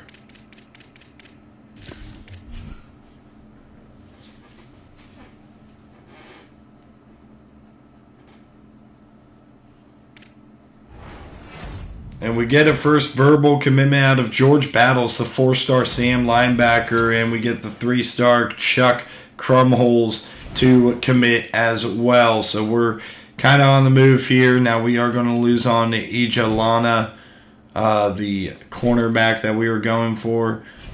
And the Huskies are Brian Badgley, Mountain West Offensive Player of the Week. We're not ranked yet, which is fine. I'm not worried about it. 2 verbals right here. We can't quite take off too much points, but here we are with Webster. We're up to first now after boosting his NIL. We can bring him in against New Mexico.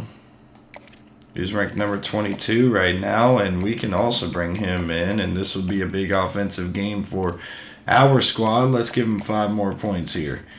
And we can keep on rolling here as we set up the practice plan. We need to rest anybody who just needs that rest.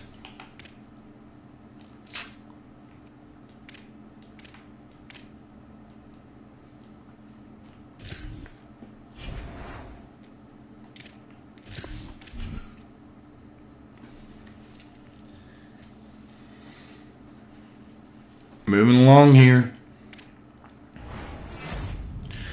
And verbal commitment by Terrell Webster, the strong safety. So that is a big one right there. We need to go and take off Ijalana. And we get another huge opportunity against a ranked team in New Mexico, who's going to plan on coming into Husky Stadium in DeKalb and pull off a massive win real quick. We're going to try to hard sell here.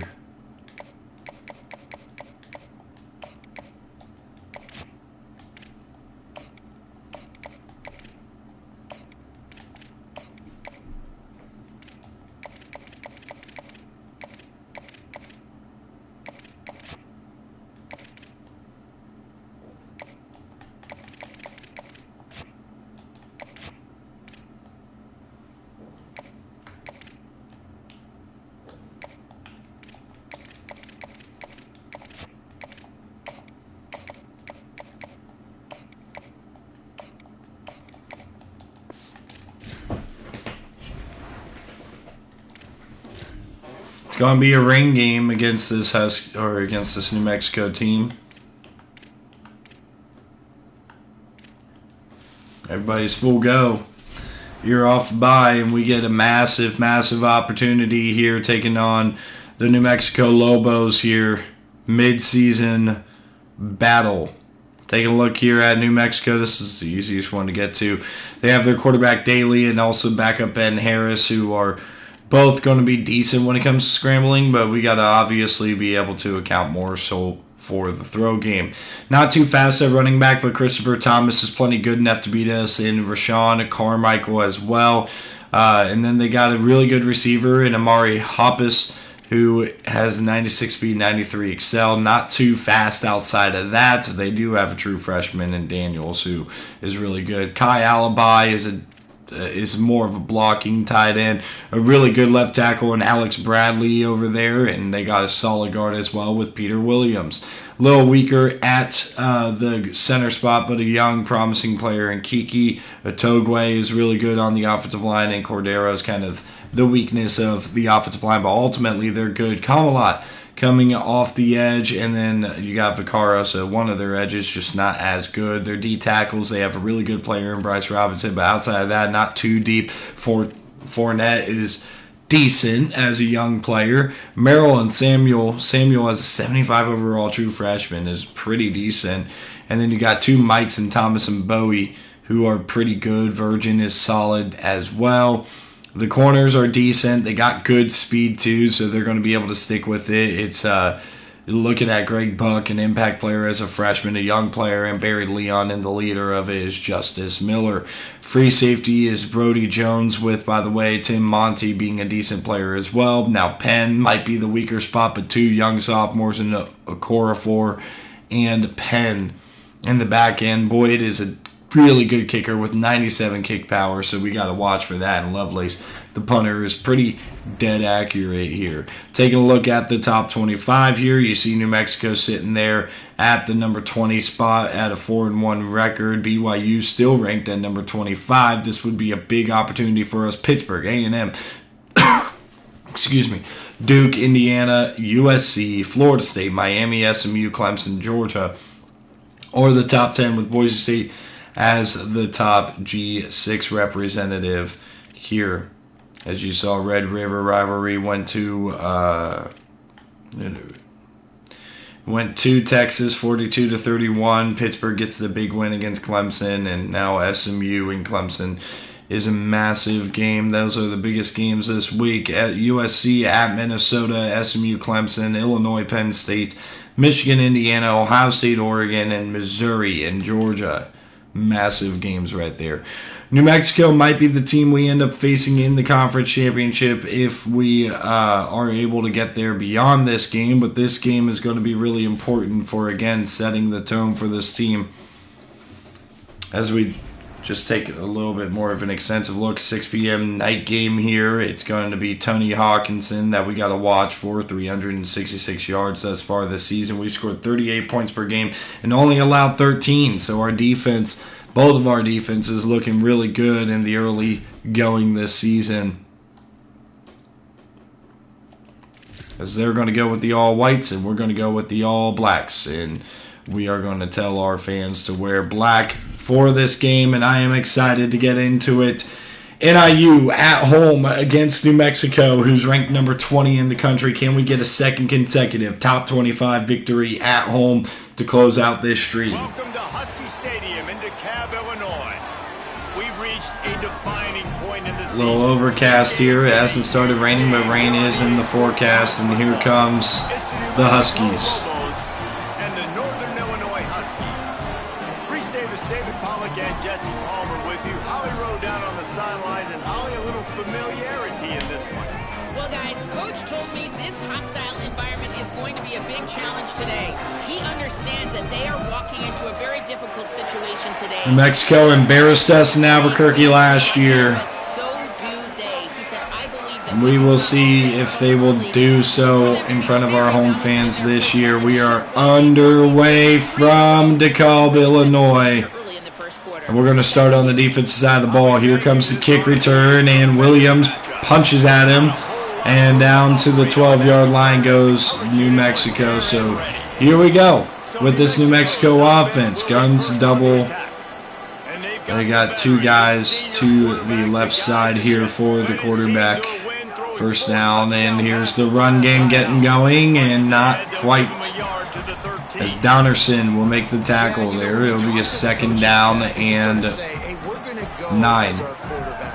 They're on a nice little win streak right now, and the biggest reason why is because the play going to the air, and quickly it's caught, and Quinn Williams cannot make the play. And that's a good start to get into rhythm here for the New Mexico offense. All been critical. He keeps playing like this, they're going to keep winning games. It's option.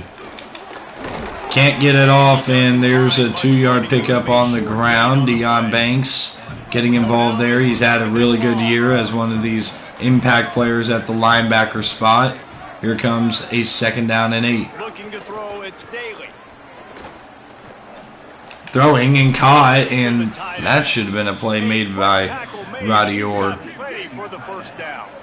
Not a completion we should be allowing.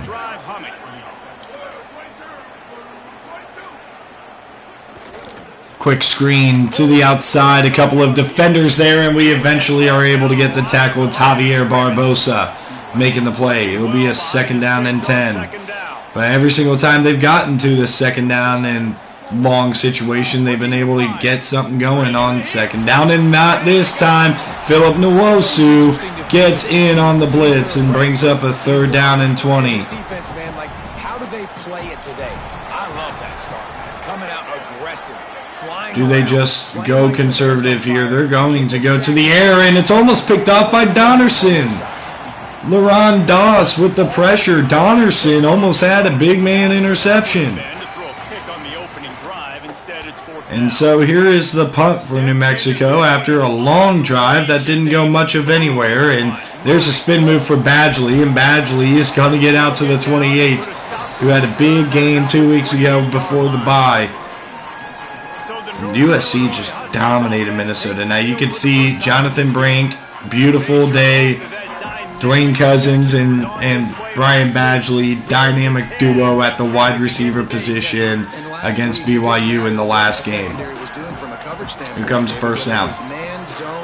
We're going to start with the ground game, and it's going to be Max Warner who's going to pick up the first down, and we're going to go quick here. Well, maybe they try the triple coverage. I mean, because obviously nothing worked a week ago, but I've got to take his main threat away. Obviously, going right back to the ground game, it's Max Warner who sheds a tackle, and he's going to pick up the first down again. 2 carries, 25 yards to start here today. Northern Illinois right back to the line. And how about that? Right after they get the explosive play running the ball, they're going right back to the line of scrimmage for some tempo. And here's Cousins. Cousins underneath is going to pick up the first down, and we're going to take a breather here, collect ourselves, and build for this first down as the offense is on the move against New Mexico here in this all-important Mountain West matchup. Going to the air. Oh, he's going to go to the end zone. It's Cousins. He comes down with it, and it's first and goal from the 2-yard line. Just short of the goal line, and they'll be set up in a great position here. Northern Illinois will line up with a first and goal. First and goal at the 1.5-ish, and it's a walk-in touchdown for Max Warner. Touchdown, Huskies. They get set for the point after. 7-0 Huskies. And with the extra point, On the board first against New Mexico, the 4-1, number 20 ranked Lobos. And you think that the statement made against the ranked BYU team was enough for the nation to start respecting us. It has not been. We are unranked, and our opponent is ranked. We're going to be trying to make a statement here in this game as well. If you guys keep doubting us, we're going to keep proving you wrong. the Lobos to get things going on offense. They didn't get much done the last time they had it, and to punt it away from deep in their own territory. Here comes a first down here. 2 tight ends set. Going quick screen to the outside, and Williams is going to get upfield, breaking a tackle, and Williams is going to stuff him just short of the sticks. It'll be a 2nd down and 2 here. This is really the first time on first down that New Mexico has been successful today. We got to go conservative just in case. Here's the handoff, and not much going. Ends up being Philip Nwosu, who makes first contact, and cleaned up there, I believe, by Roddy Orr. From their own 31, defense tries to get off the field. Looking downfield, it's Daly. Oh, they're going deep. Landry cannot catch him, and the 2 speedsters battling back and forth. The speedster Amari Hoppus will win that one-on-one battle. Setting up for the extra point and the top. 7 apiece. New Mexico responds with an explosive 3rd down and short touchdown pass. No question where he was going to be looking. One of the fastest wide receivers in the Badgley is going to let this one go for a touchback. You play him man-to-man, he gets open, he wins. I'm not sure why we're crediting the quarterback. He's got jets. This is looking like man coverage. 2 high safety look.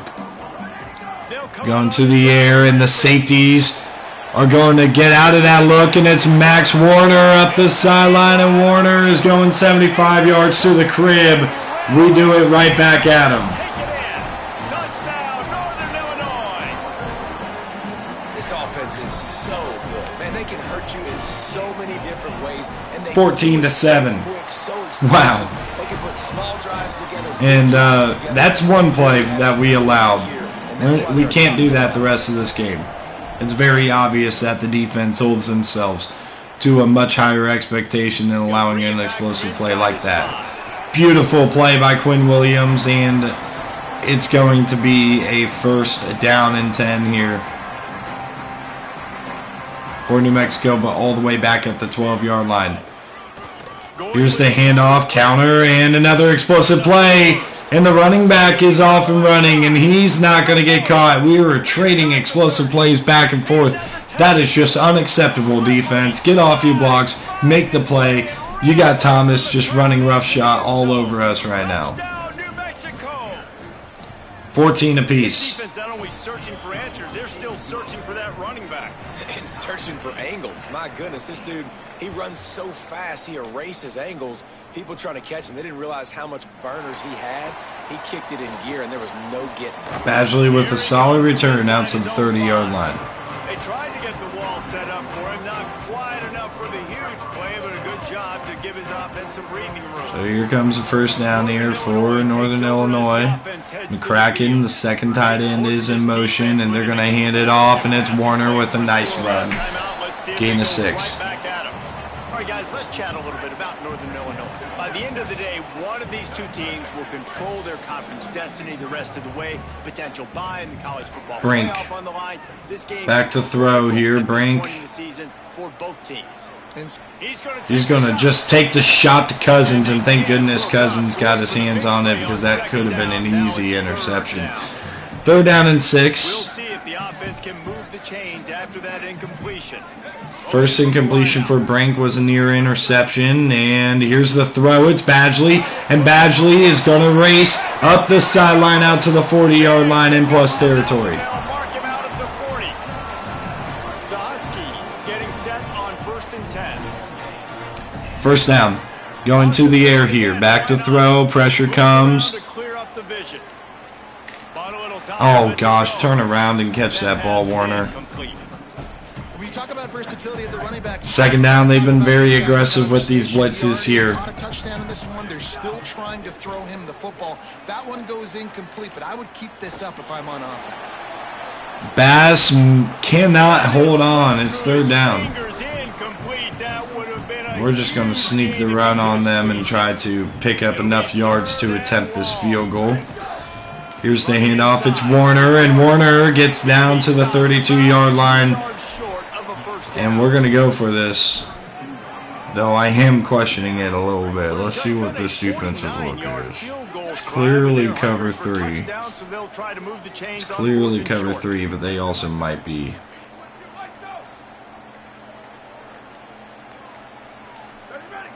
And we move early. Should have just called timeout. The officials offer the deal, and the coach accepts it. They will take the penalty. Nonetheless, it will be a 54-yard attempt for Donahue from the right hash. The kick is up, and what a kick. He bombed that through the uprights. And NIU retakes the lead at 17-14. Can they stop the explosive play? 2 explosive play touchdowns on the last 2 snaps for New Mexico. Chopped down at the 15-yard line. Their kick coverage, incredible on that play. We just got to be a lot better when it comes to allowing these explosive plays. I don't want to even allow any more points, let alone another explosive touchdown. Here's the throw to the tight end. Gain of 4. And that'll do it for this quarter. 17-14, and it's been a back-and-forth battle so far between the top 2 teams in the conference here, and 2 teams who are expected to stay at the top throughout the season. So 2nd down here as we're back at it after the break. Here comes the 2nd down play call here. 2 tight ends set in the pistol. They'll move the tight end. We're shifting both tight ends. Play action. Going underneath to the running back, and it's caught by Thomas, and Christopher Thomas will go down after a short gain. It'll bring up a 3rd down and short. Will the defense be able to make a play here? Back to throw. He's going to throw quickly, and it's batted away. Quinn Williams makes the play on Tony Hawkinson. It brings up a 4th down. And the Lobos will call on their punt team. This will be the 2nd time they've had to kick it away. And there's the deep kick. Badgley is going to be deep to return here. And Badgley with a nice return, and he's out to the 33-yard line. Can the Husky offense find that rhythm or keep that rhythm going that they kind of started this game with? They've kind of ran the ball pretty effectively, but also have been able to hit through the air as well. Here's the pass play on first down. Brink's going to take the shot deep. It's Badgley. He comes down with it, and he's inside the 30-yard line. There is a flag, and it's going to be on New Mexico for arriving early. What an amazing play by Badgley down the field, and it brings up a first down and 10. Safety's coming, isn't he? He's at least crashing down.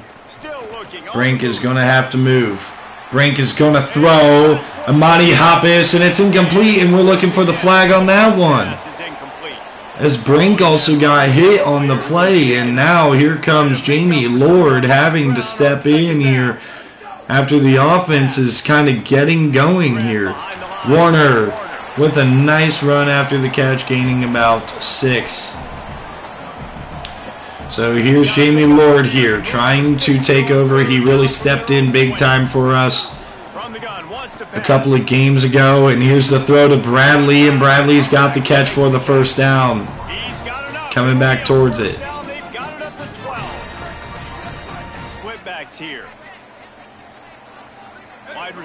Man in motion is going to be Bradley. Or Badgley, excuse me. We're going to fake it to him. Nowhere to go for Lord, and he's going to throw it back looking for... I believe that was... I don't even know who that was. Here comes second down and 10. Man coverage, but that time the defense was in zone, and they did a really nice job closing the window. The intended target. Lord with the handoff to Warner, and this is going to be in Ward's arms here. On this third down and 8, can Lord make the play? Jamie Lord, the 6'5" pocket passing quarterback. He's going to fire it. It's Amani Hoppus. Touchdown. Both Hoppuses getting in the end zone here in the first half, and it's a 10-point lead, just stretching it out to the largest lead of the game. First time we have had more than a one-possession lead here. And New Mexico can't respond with the tie now for the first time when they've had the ball. So can this defense continue to build off of that nice little stop that they had last time out? Going to the ground here and not much going. He stood up. Christopher Thomas, who had an explosive run earlier in the half last quarter. Second down now, and he's going right back to the ground, and it's Christopher Thomas getting the first down, and he's got over 100 yards. He's got the first down. Here's this offense with a fresh set of downs.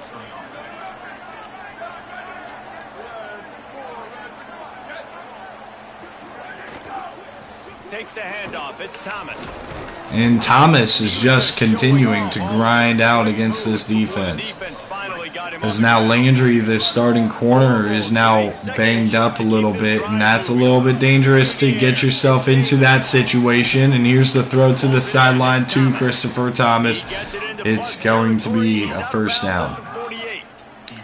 Now across the 50 and at the 48-yard line, they'll have it first and 10. Broderick Lane is going to have to step up in more of a role for this team as the starting cornerback is out. And here's the throw, and two guys there. Milligan ends up making the tackle but cannot make the stop. It's going to be a second down and 3. Solid completion.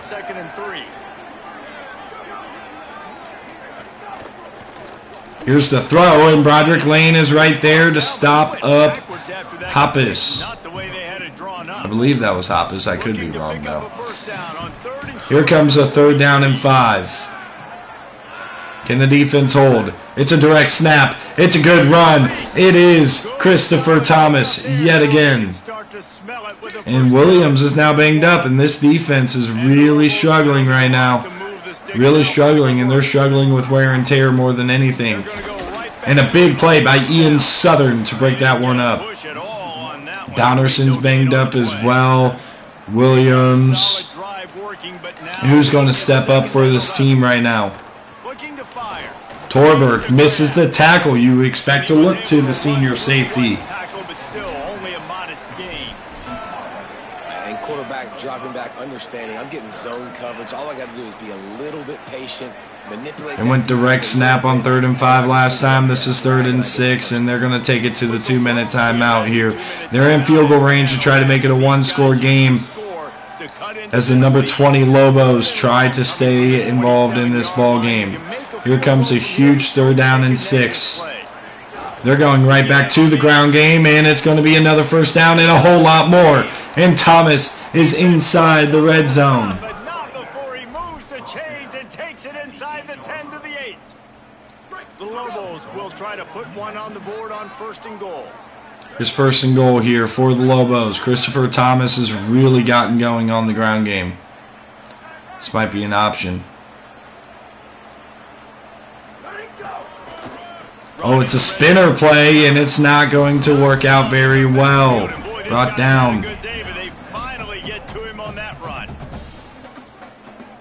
Defense rose up deep in its own end on that last 2nd down, see if they go back to the ground game here with 50 seconds or if they go to the pass. They're going to go to the air. It's a screen to the outside to the tight end, and a timeout for NIU wanting to get that ball back. The defense uses a timeout. That's their first. Here comes 3rd down. Quinn Williams is out of the game, and I believe so is our starting corner. To the end zone, and it's incomplete. A little bit of a dangerous throw. And here comes the field goal attempt to cut it to 7. It's offsides, and the kick is good anyway. They're probably going to decline it. Hold on just a second. A flag down. Let's see what's up with that. And with 38 seconds left, 38 seconds left, we're going to get the ball back. 2 timeouts left for NIU. A 2-minute drill opportunity to try to reclaim that 2-possession lead that we had and get the ball to start the second half.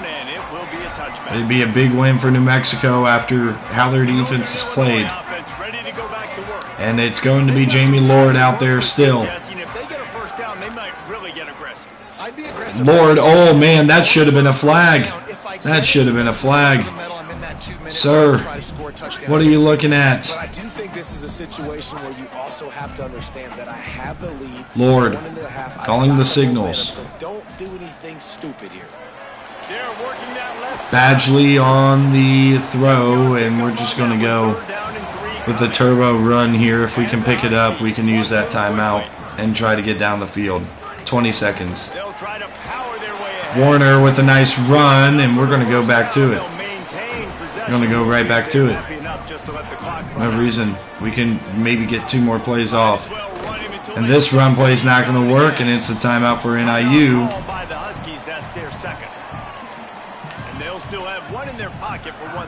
And we'll see how aggressive New Mexico is here. We're 2nd down and 9, going to the air. Looking, oh, it's right to the linebacker, lurking it. And New Mexico is going to set up for a field goal to cut it to a 4-point game, just like that. 47-yard field goal. And it's blocked. It's blocked by Jackson, and if Wise could have kept his feet, he could have returned it. Instead, though, we're going to have a Hail Mary opportunity here. What a back and forth here finish to this half. Going to the air. It's Jamie Lord. Lord trying to throw it as deep as possible. He's not going to get it to the end zone, but the ball bobbles. We probably could have caught that and ran that in. 24-17, eventful finish to the first half here. It's kind of the unofficial halfway point of the season. Week 8 and another exciting update from the EA Sports Desk. We begin with the Ole Miss. And there's Ole Miss upsetting number 2 A&M, so a little bit of a shakeup at the top of the rankings as Stubbs had 400 yards passing for the Rebels at the quarterback spot. 350 for Goodwell's not bad either, with Rowland getting 120 yards receiving. But Cole was dynamic on the ground, and Clemson beats SMU in the top 10 matchup. USC dominated Minnesota, and Indiana's up on Michigan right now 24-10 at the half. interest in, and social media has some sharp. This game is maybe the biggest game remaining on the schedule and the biggest game in conference play. 6.4 yards per carry for Max Warner. We try not to overwork our running backs. We try to lean more into the throw game with what we have. But right now, with Brink on the sideline, that might be tough to do. So we'll see what we can do starting off the second half with the football. And Badgley's going to call the fair catch in the end zone. Touchback. Here they'll start this drive at their own 25. This injury could play a big factor, Holly. What have you got on it? Hey guys, the Huskies head coach told me coming out of the locker room, big news, their quarterback is out for the rest of this game.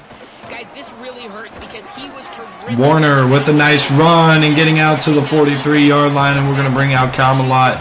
Try to pare down this run game and use the mobility of the quarterback potentially, or Matlock, excuse me, not Kamalot. Got enough for the first. Found enough room to get it into enemy territory. They're down at the 43-yard line. Good couple of runs here from Max Warner. And if this is one-on-one, which it's not. Pressure and intercepted. Intercepted. This might be a pick six. Can Matlock catch him? He's going to track him down at the 18-yard line. Boy, oh boy, that did not work out for our team trying to go aggressive after a couple of really good runs. And here's an opportunity in the red zone for the Lobos.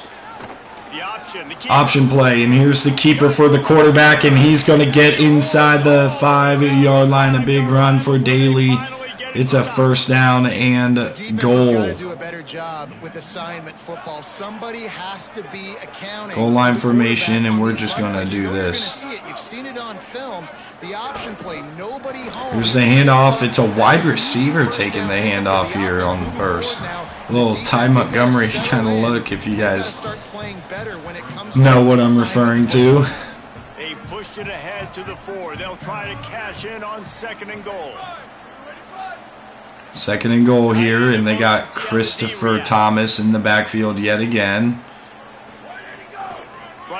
Here's the handoff to Thomas, and Milligan is going to come down and make the stop. So can the defense, backed up on this drive, make the play here? It's looking like they're going to have to try to throw this one into the end zone here on 3rd down, David. Quarterback's got to be careful. Can't get greedy because you know they're going to go back to the ground, and it's going to work all the way out to the 2-yard line, and an opportunity to go for it. They're going to pass on it. Coach Eck, I believe it's still Coach Eck, is going to play conservative here and cut the lead down without the starting quarterback, and Jackson couldn't get off the edge this time, and the kick is good, and it's 24-20 off of the interception thrown by Matlock. So many more times we're going to say go for it, be aggressive. And oh my gosh, a sky kick here, and Rice is going to have an opportunity to return it, and he takes it out to the 30, plus field positioning right there. Just 1 or 2 more guys, it would have been a big return, but they'll mark it at the 30.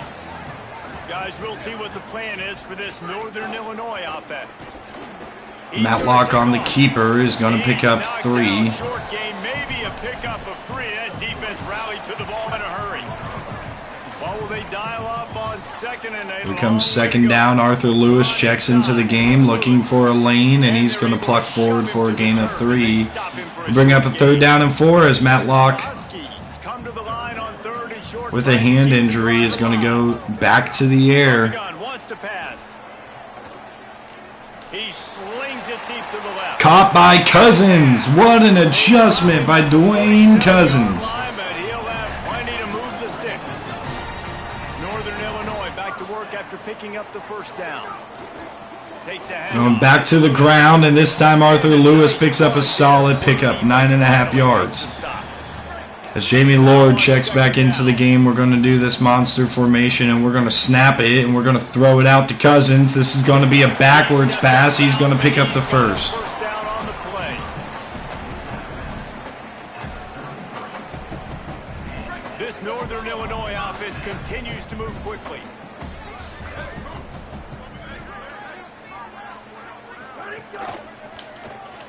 Badgley on the outside cannot get the edge. A good tackle. We'll bring up 2nd down, and we're going to go heavy personnel here on this 2nd down and 9 at 32-yard line. There's Arthur Lewis, the 4th, picking up a first. Husky kept this drive moving on the ground. Now back to work. Jamie Lord to the air. He's going to throw it out. It's Hoppus, and Amani Hoppus will pick up the first down. And here comes the rain in this game. Lord's going to keep it. Not known for his running ability, and there's an injury on the field here for the offense. There is a Husky who has yet to get up. Can the D deny them on? I believe that was Fasano, and a beautiful blocked run and a touchdown for Arthur Lewis IV to extend the lead, and it is a two-score game, 31-20. It was Umodu who got hurt. As the rain starts to fall here in DeKalb, it was in the forecast. On the move from inside his 5. He was decked down after hopping over a defender. They get him on the ground at the 20. They'll snap it from the 20 for the opening play of this drive. Short-handed defense here. No Williams, no Landry, our top corner, and our second best safety, or maybe a third best safety actually. Barbosa is definitely second. Or maybe even first. Nah, I would still give it to Torber. 2nd and 11. I'm going to go back to the ground game and look who it is. Speaking of him, it's George Torber making the play. Well, it's a negative play trying to run the football, and I think if you're on offense, you got to be thinking about throwing it now. You're trailing. Here's a 3rd down and 13. In this game, you need tempo and you need explosive plays through the air. To the air. Looking under pressure, and he's sacked. Carmichael is there along with Sterling Sullivan. The big fellas up front took care of that. Yeah, and all Don means is I'm putting an extra fast guy on the field and taking an extra fat guy off the field. But listen, the fat guys still get home. Isn't that beautiful? The big athletic. Fair caught by Badgley at the end of the 3rd quarter, 31-20. NIU can feel it. They've had the lead this whole game. New Mexico's tried to grind back into this, but the number 20 team in the country is in massive danger. This could be resembling a passing of the torch here if NIU can finish this one off. We're going to start with the pass game. It's Lord throwing it. It's caught by Sean Bass, who slips, but he picks up the first. Sets him up at the 45-yard line. Pass completion, move the sticks, and let's see if they try it again. Going back to Lewis, who had the touchdown last time. He slips down, and still a gain of 5. Challenge your offensive line to go win the football game, right? We've got to lead late. We're going to run the football. And the defense and everybody in the stadium knows that's what's going to happen. Can we run the ball down their throats? Just misses Badgley, who was cutting open across the middle of the field. Where you want to miss. You do not want to miss high over the middle. A lot of that times that turns into an interception. Here comes a 3rd down and 5. Going to the air here. Up the middle, it's Hoppus, and almost intercepted. And in this rain, we're going to play it conservative. We're going to trust our defense. We're going to punt. Palacio looking to pin him deep. He has an opportunity to, but Jackson's got to stop that. He downs it right at the 1-yard line. A huge play by this defense. Obviously, he gives himself time to let his guys get down the field, get in position. Remember, don't let that thing cross the goal line. Try to keep it inside the 10. Nice job down in the football, setting your defense up for great field. Here comes 1st down from the 1-yard line. Heavy personnel here for New Mexico. They're going to start with the ground game, and they get out of the back of the end zone. Look at Thomas breaking tackles. Milligan, can he catch him? He can. Down at the 42, a huge play by Christopher Thomas. Just muscling forward. Setting the tone on this opening drive in this 4th quarter for New Mexico, looking for a big comeback. Swung down there by Torber, but again, a 1st down here. Down by 11. Now a 1st down from the 45-yard line. See if they go back to Christopher Thomas. They certainly have the look. They're just going to stick with the throw game, though, and it's caught, and Poole cannot keep up, and a little bit of a slip, but Corey Daly throws the strike down the field. And it brings up a first down and goal. Explosive play set the table. Now they got to serve the feast. Can they punch it in here? Off the play fake on first down. Play action, looking, pressured, and he fires it, and it's caught, and it's a touchdown for New Mexico, and they're going to go for 2 here. Down in bounds. And they cap off the drive with a touchdown, throwing the football. On the last play, they got the explosive. They get right back. See if they go back to play action. They will, and they're going to go to the air, and it's not going to work this time. So it's a 5-point game here with 6:41 left to play in the downpouring rain. Attempt is stopped. Badgley is going to return this, and Badgley is looking for a lane and just can't find one. Not a lot of space to be found. Good hustle by the coverage team, and they stop. So here we go. Here comes the Northern Illinois. First down and 10 at the 21. Do we have a good 2-minute or 4-minute offense He does a really in nice us, an job injury finding timeout open space on the and making defensive a side of the good ball? game before the stop is made. Good spot after that 7-yard pickup on first down. It's 2nd and 3. Keenan Lord going to the air here. Lord Using his legs, keeping under his some eye pressure on has to throw it away. And New Mexico with a big opportunity right here to get off the field here on this 3rd down. That last incomplete pass has him staring at a 3rd and 3. They'll go to the air on 3rd and short. He's gonna Takes the shot. It's Badgley who catches it. The jump ball by Brian Badgley. 34 before he's finally knocked down. Northern Illinois back to work after Saw the one-on-one with the safety, and Jamie Lord didn't hesitate, the young redshirt freshman quarterback. back downfield. Badgley, who slips down after the catch, will pick it up for a first down. To the 23-yard line, it'll be first down. Here's this offense with a fresh set of downs. Man in motion is Cousins. They fake the handoff, back to throw. Hit as he throws. Incomplete, dangerous. He had him in the end zone, but just a little bit too much time. It'll be a 2nd down and 10. A touchdown would be huge. A field goal would certainly help too. But there's Arthur Lewis getting inside the 15-yard line. Kind of run you want when you're trying to close out a game. And this offense has really done a nice job on the ground. Like, the ground game has been solid, man. Nice job opening holes, running the football. They've been consistent with the run. Bass will come in And motion. as this game creeps along, right? If they can We're going to continue fake the to get handoff this to quick Bass, and pressure coming, and he's going to eat the sack. To him at the 25. We can run out a little bit more clock and just settle for this field goal. KYP, know your personnel.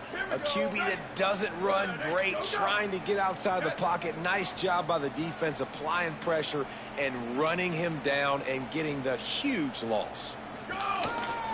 Lord is going to tuck it. And they'll wrestle him to the A little bit of ground after a short confusion on gain. that play. This will be the 8th play of the drive, but a great opportunity for the defense to get off the field.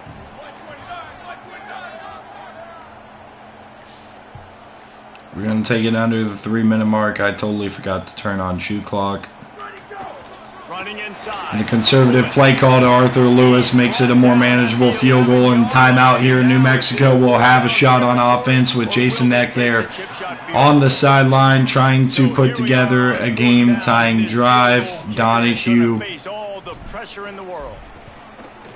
will take the 8-point lead for NIU. NIU's had the lead all the way through here, trying to avoid the comeback as they entered the 4th quarter with the 11-point lead. And there's a smart play to call the fair catch. And here we go. Can the defense step up? A little bit banged up, a little bit short-handed. Now remember, despite giving up Jackson is on the outside, replacing Landry, who is hurt. They're going to the air here, and over the middle it's caught. Barbosa will get the tackle, and they're out to the 40-yard line. They need a touchdown. out to the 40, and it's first down. After that big gainer to open things up, they'll put it in play from the 2:14 left, and they're going to go play action, and I kind of bit on it, but Nwosu is right there on the tight end, and that'll bring up the 2-minute timeout here in New Mexico, needing efficiency right now. To get things done. Plenty of distance between them and the sticks here on 2nd down. 2nd down and 8. Who's going to make a play here? Throw New Mexico's done one thing really well. They've taken care of the football, but a huge sack by Roddy Orr. Nice coverage on the back end. Great job. Nothing open right away. The QB holds the ball in the pocket, and the pass rush finally gets home. Sometimes it's the DBs doing great work. Sometimes it's the DBs. And another sack. Can't get it off. Taken down. What a huge play this late in the game. Corner's going to give them room. Here comes a huge 4th and 23. They need a miracle.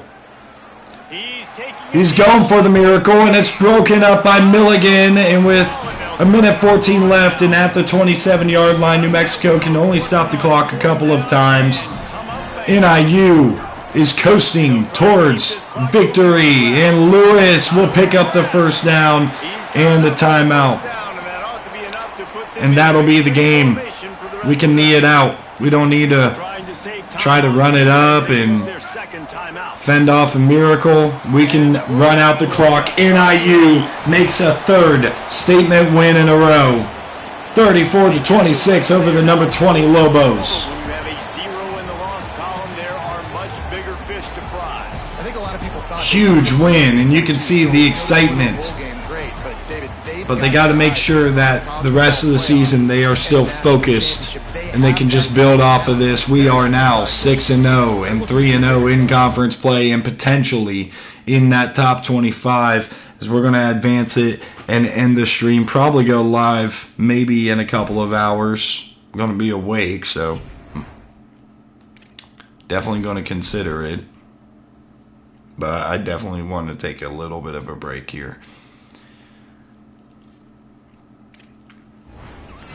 And we get a verbal commitment from Theo Childers, who was in town, Illinois, hometown kid. And we get a corner in Virgil.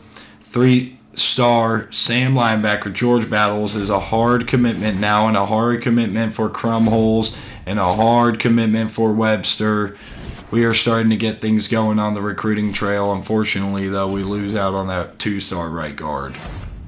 Max Warner, Offensive Player of the Week in the Mountain West in the biggest game, and we are still being disrespected. We're still unranked here.